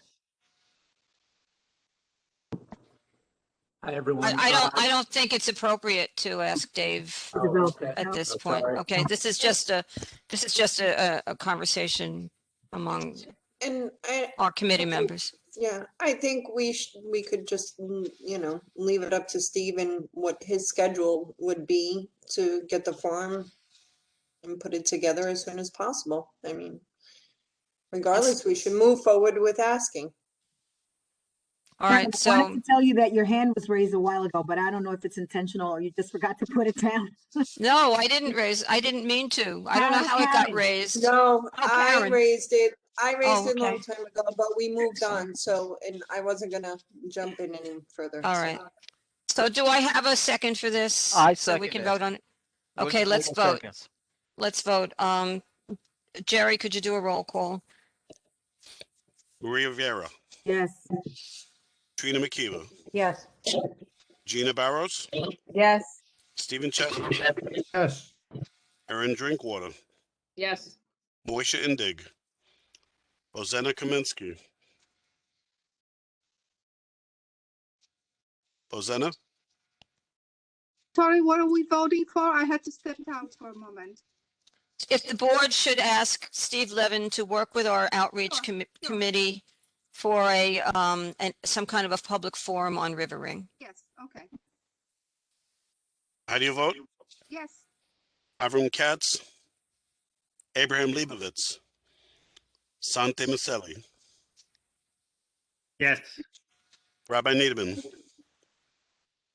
Karen Nieves, Yes, Isaac Sofer, Yes. Robert Solano, Yes. Stephen Weidberg, William Vega, Yes. Simon Weiser, Michael Andrews, Yes. Keith Berger, Yes. Corey Canton, Yes. Michael Kowachka, Yes. Katie Naplatarski, Allison Stone, Yes.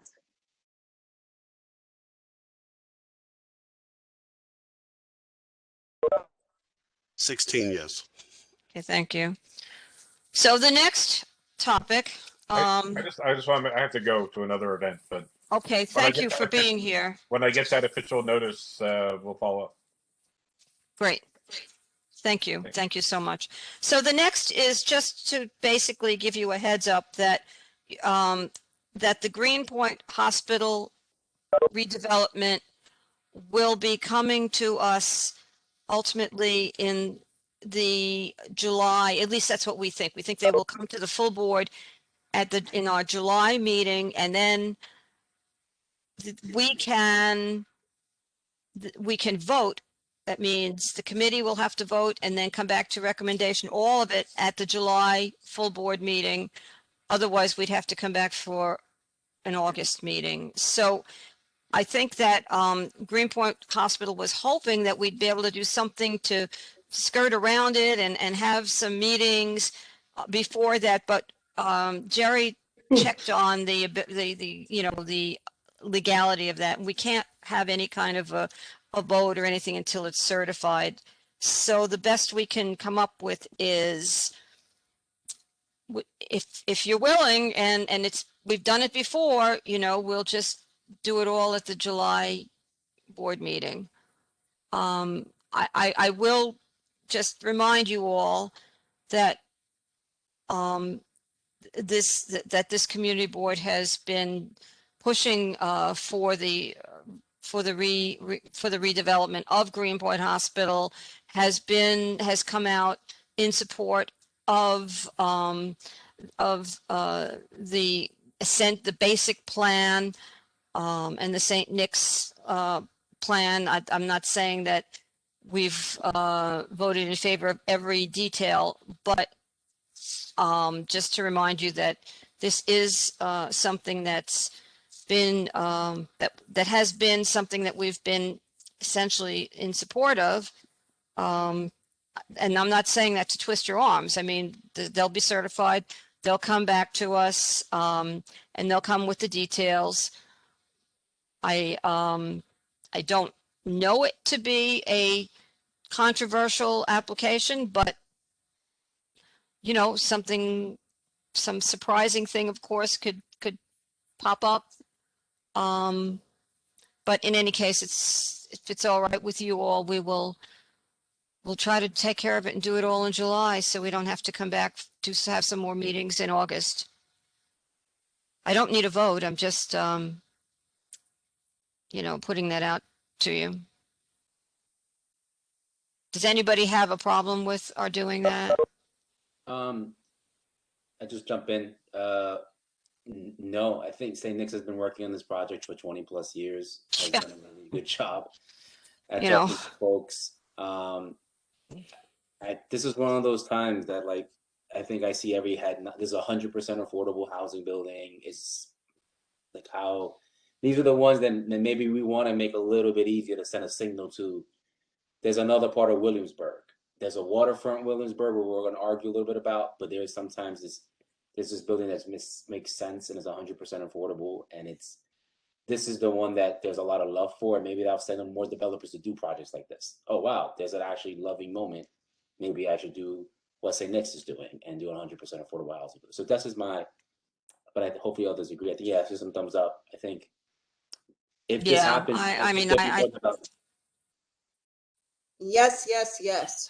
Okay, great. So that's that. Now, Steve, you had something else you wanted to brief people on. Yeah, I just want to give people an update on 315 Berry. You know, the developer who wants to install that battery energy storage system on the roof. And they went before the BSA on the 13th, and it's available to watch online. Here, let me put the link in here. But just to give you a quick recap is, let me just get everybody.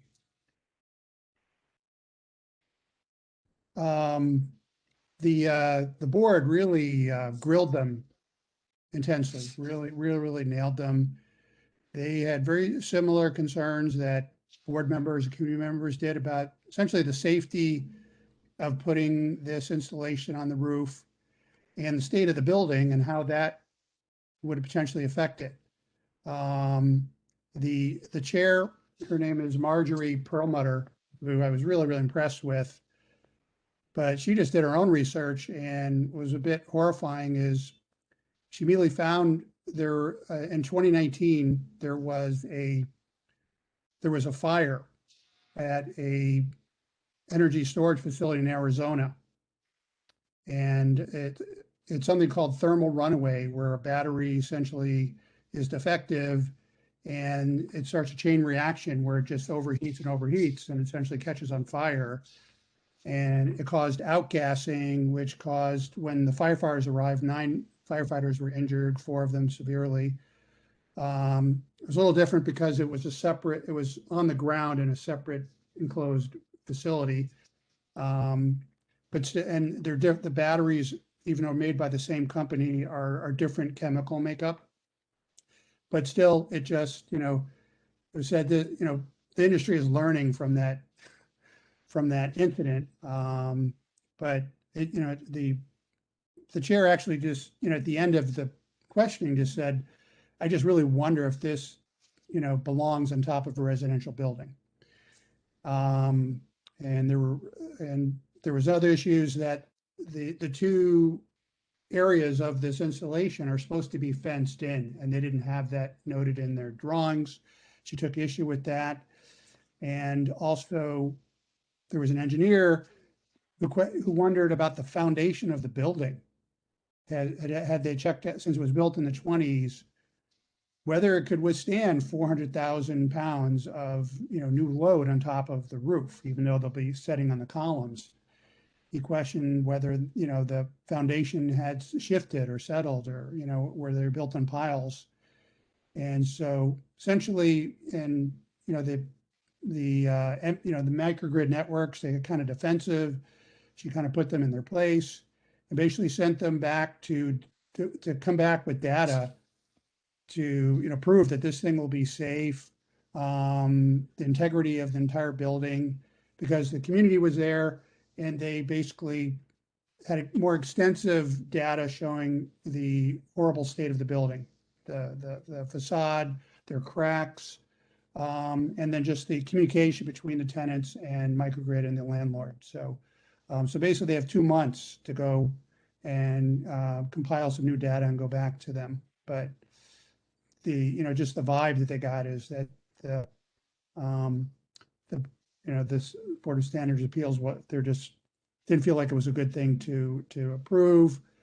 And of course, Richard LaBelle from the lawyers is saying, well, we're just here to basically, just do due diligence with these two, to basically adhere to two, what's it called? Just prove that they fulfill these two rules, to have this in a residential district. And there's a precedent for it. And in cases where it was denied, they appealed and prevailed. And so he's basically kind of threatening them, but they didn't waver. So that's in a nutshell. I encourage people, if they have a moment, to take a look at it. It's kind of fascinating just to watch the board in action, and just how that works. So, and I include the link so it starts at that item, not at the very beginning. So that's it. So. All right. Thanks. Yeah. So, yeah. So a little confirmation as to what our concerns were, and that they weren't just unreasonable. Yeah. All right, great. Good Thanks. job, committee. We won one. Good job. Yeah. Yeah, yes. Earlier today, there was an email that came out to the whole board about a training called Affordable Housing 101, a citywide community board training. It was one of our emails, and it's next Monday. And who knows, maybe it could be useful just in talking about different affordable housing programs and what we're looking at, and it might help us because with what we've got coming up. It was sent, what time? I saw it. I know I got it. Yeah, it was today. Yeah. 4:43, so late this afternoon. Yeah. It's an HPD webinar. All right. So anyone who can, I think it's a great idea to check it out. Can you forward that around again, Trina, when you have a chance? Sure. It's just what I want to do on a Monday. But I have to say, I do not understand MIH. I don't understand any of it. I just let everybody else talk about it. So maybe if you could think to watch. Well, I think it would be really helpful with what's coming up with the various. Absolutely. I think it would be great. Unfortunately, I am working full time right now, and every other month I am just inundated. My judge and I are on calendar, and so I just don't know if I'll be able to do it this next Monday, but I will try. And I think it would be great for anybody else who could do it to do it. So, Steve, you said there was someone here who John might want to. Oh, wait, John Del? Alton just wanted to mention potential landmark down in the pipeline.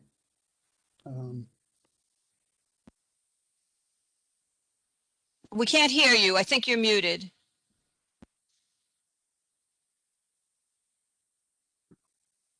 Can you guys hear me? Yep. All right, Yes. there you go. Yes, my name is John Alton. I grew up in Greenpoint, down in Los Angeles, worked in the studios, and I heard that the Mesrel Theater was going to be, or the old Rite Aid was going to be demolished, and more apartment buildings are going to be placed. And I have worked with around the country and around the world with film festivals, and I was wanting to either do preservation and restore it back to a working theater both for film festivals, independent films, family films, live theater, live music, and troupe dancing from cultural dances from around the world.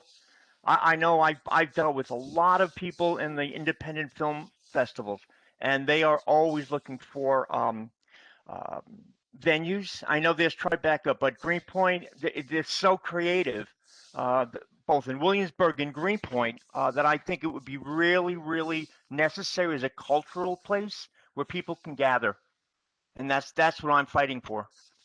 I already have a page called the Mesrel Project Theater. I have over 1,000 people with us. I've written letters. I've heard from Emily Gallagher. I've spoken with Ben Solitaire and Jerry Van Bramer from Queens. He sent me a letter of support from the cultural affairs and libraries. So I'm building a good case to save the theater.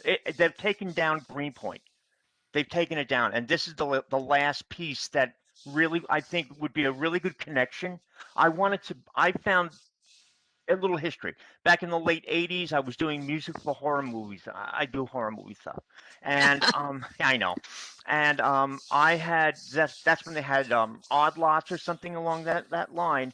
I had gotten two or three business people, both producers and film distributors. They were going to either purchase or lease the Mesrel, return it back to its theater. But we had heard that Genevieve's had gotten a 10-year lease, and that all disappeared. But now that I'm here, I'm back in New York, and I'm seeing that the last bastion of history. I mean, it goes back to 1921. That's when they opened up the doors. The land that that building was erected on was the old property for the Mesrel Theater, Mesrel Family House. So it goes back to 1790. And now they're just going to put up another apartment building. And it's like, when's it enough? Like you guys were talking about all these apartment buildings. No one's going to live there. And the rents go up and down and up and down. And, it's just something I think that really needs to be observed. I know Emily's put together a meeting, a historic meeting for people to voice their opinion on what's happening to Greenpoint. When I was a boy, really, there was this old place called the Carnegie Library. It was on Leonard and Norman Avenue. And I must have been 10 when they were going to tear it down. And I was the only one up in arms saying, what are you doing to this beautiful old building? And I'm a kid, so they just tore it down. And everybody's like, oh, we should have had the library. Well, here we are. We're at the Mesrel. We have an opportunity to save something that I believe will really bring together the entire area and internationally. Because, again, I deal with people around the world in film. I worked at Warner Brothers. I worked at Universal. I've worked with Graceland, all these people. And the possibilities are endless. It would really build a great foundation for Greenpoint, Williamsburg, and New York City as well. So that's what I'm trying to do, and I'm been doing this for 3 months now, and I think we're making good progress. I have people behind me now. So I'm putting that out there. I want to really do something. It has to be restored. What I did in California back in like 89 through 91, there was an old theater called the El Capitan. It had closed in 89. It was on Hollywood Boulevard. It is on Hollywood Boulevard. Disney stepped in and they refurbished it back to what it was in its heyday. And it is incredibly beautiful. And I just see that possibility. I'm looking for investors to refurbish. I can go to the studios, maybe ask some of them. It would be a great plug for whomever does this to save the Mesrel Theater and return it to its beauty. It's going to cost money. And that's why I've even discussed nonprofit, just every angle that we could possibly use to save the theater and make it work again. Not just to save it, to just have it sit there, but actually make it work again. I grew up in that theater. I remember that theater. Even though kids now have computer games, they sit at home. Going into a big theater when you're a kid, you smell the popcorn. All those attractions still work. And I think it will open up the imaginations as it did for me. I got into film.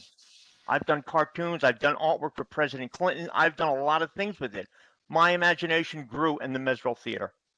And so that's what I want to. John, can I ask you, so your plan is ideally is to get the building landmark either through the state or through the city. And that's why I'm here, because I don't know Yeah. the ins and out of this. I know communications and art. So, you know, that's I'm even looking for an attorney right now. I spoke to some of my friends out in California, and they've turned me over to some pro bono guys because I can't afford to, you know, have an attorney represent us because I don't know who even owns the building. I'm not good at that stuff. So I'm trying to build a coalition of people that will assist me in those departments. I know what I can do. I can speak. I can get, you know, gather things. I'm sorry, go ahead. Are they building as of right? I mean, they're already starting. By the way, I took a video when they had the back door open of the space Right. during the summer, and it shows all of the old pictures and such, if you want to have it. Yeah, that would be great. So, but they're building condos as of right, aren't they? I mean, Well, what I've heard is that there's a stay because of some of the tax liability or structural issues where they want to do this. Now, I've also had 4 interviews in the Green Pointer, the Greenpoint Star, New York Magazine, and there's another one coming out of Columbia University. So I've done interviews. I've done all that kind of communication work. I've even gone to the news, television news.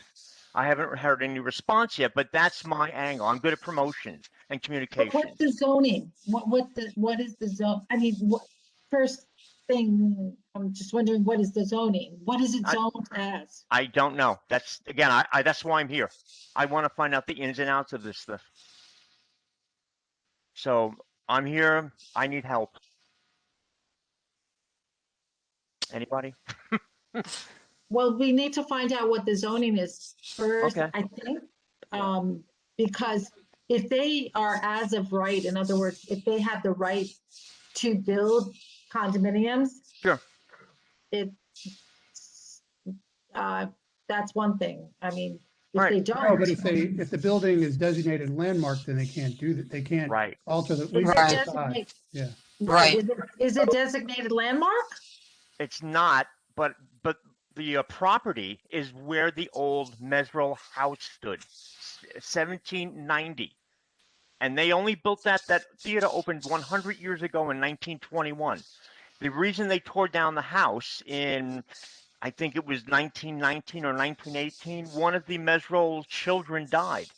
And they left the property. It could have been from the Spanish flu or what influenza, whatever was happening then. And they built in 2 years the Mesrel Theater and had been open since 1921 to 1978. And then it became the, you know, roller rink, and people talk about the disco ball. It's like it was a theater for 80 years. You know, it wasn't a disco roller rink.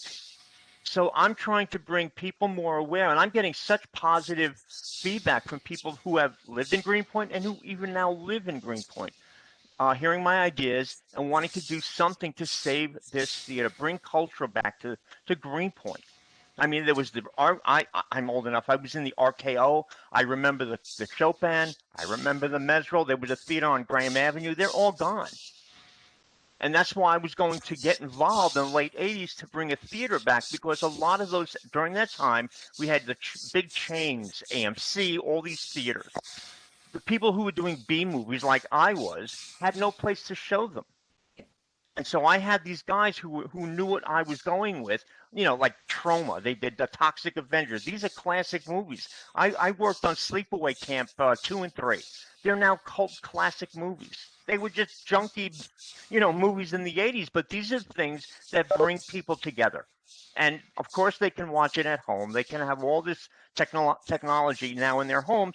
Going to a movie theater is a special event. I've been to, you know, openings for my music. It's amazing. It's a great feeling. And I think that's what needs to come back to New York City or even Greenpoint and Williamsburg, just to bring that essence of being part of the Mesrel area. So again, I don't know if it's zoned. I really, and I'm a full-time working artist. I'm working with galleries around the world, so I don't have the time to do all this research.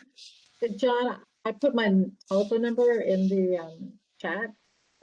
And if you want to reach out to me, because I think the good thing would be to get in touch with, for example, Ben Solitaire. Right, I've been in touch with them. See what the zoning is. I've been in touch with Elizabeth Adams, Lincoln wrestler. Gosh, I've written back and forth with Ben Solitaire at Stephen's office. You know, we shared emails, and so I mean, I've contacted these people, and they're all behind us.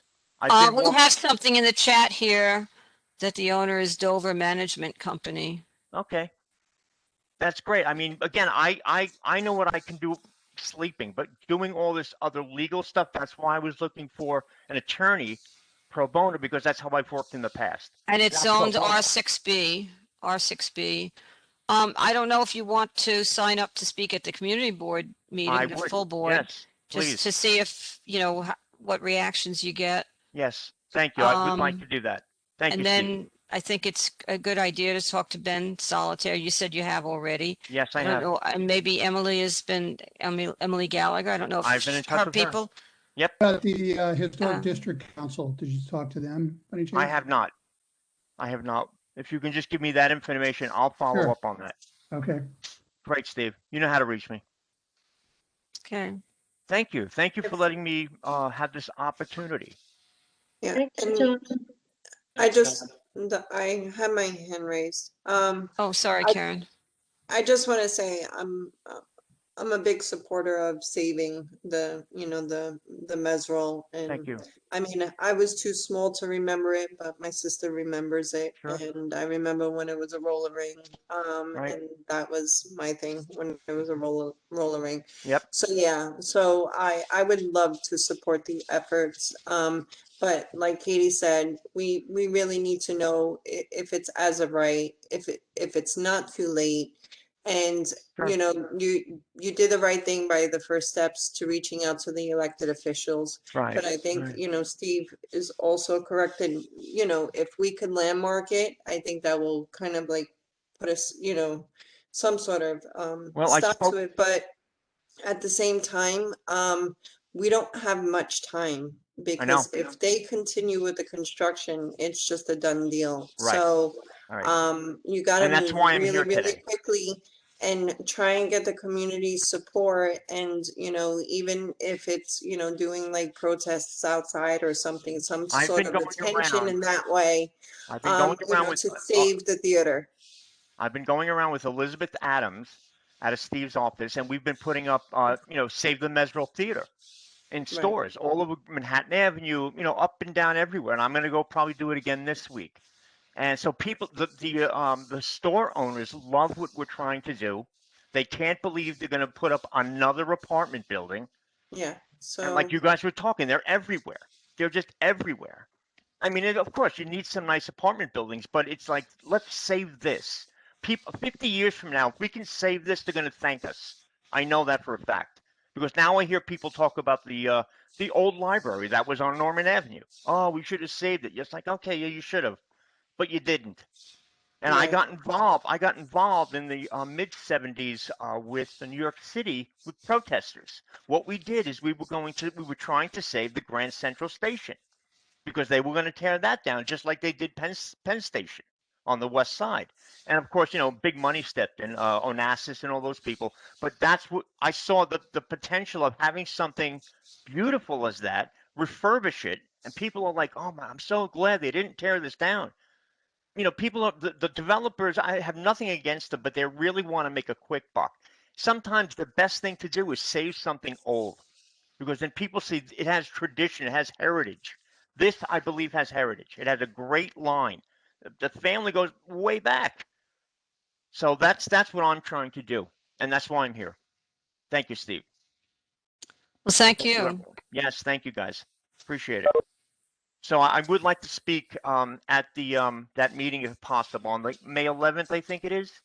Yeah, so you have to sign up. Yes. You can call the office and tomorrow and find out, you know, I shall. what you have to do to sign up. Thank you so much. Thank you. Sign for your up on time. the website. Oh, I will. okay. I Yeah, will. Jerry just told you, sign up on Yep. the website. Thank you, guys. Thanks, I really Jerry. appreciate it. Thank you, guys. Hey, John. Thank you. All right. Thank you, Steve. I think that ends our meeting. Yes? Okay. Motion. There we go. There we go. Second. All right. Okay, thank you. That's it. Over. Talk to you Good guys night, soon. everybody. Good night. Thank you. Thanks, Good Steve. night. Bye. See you soon. Bye.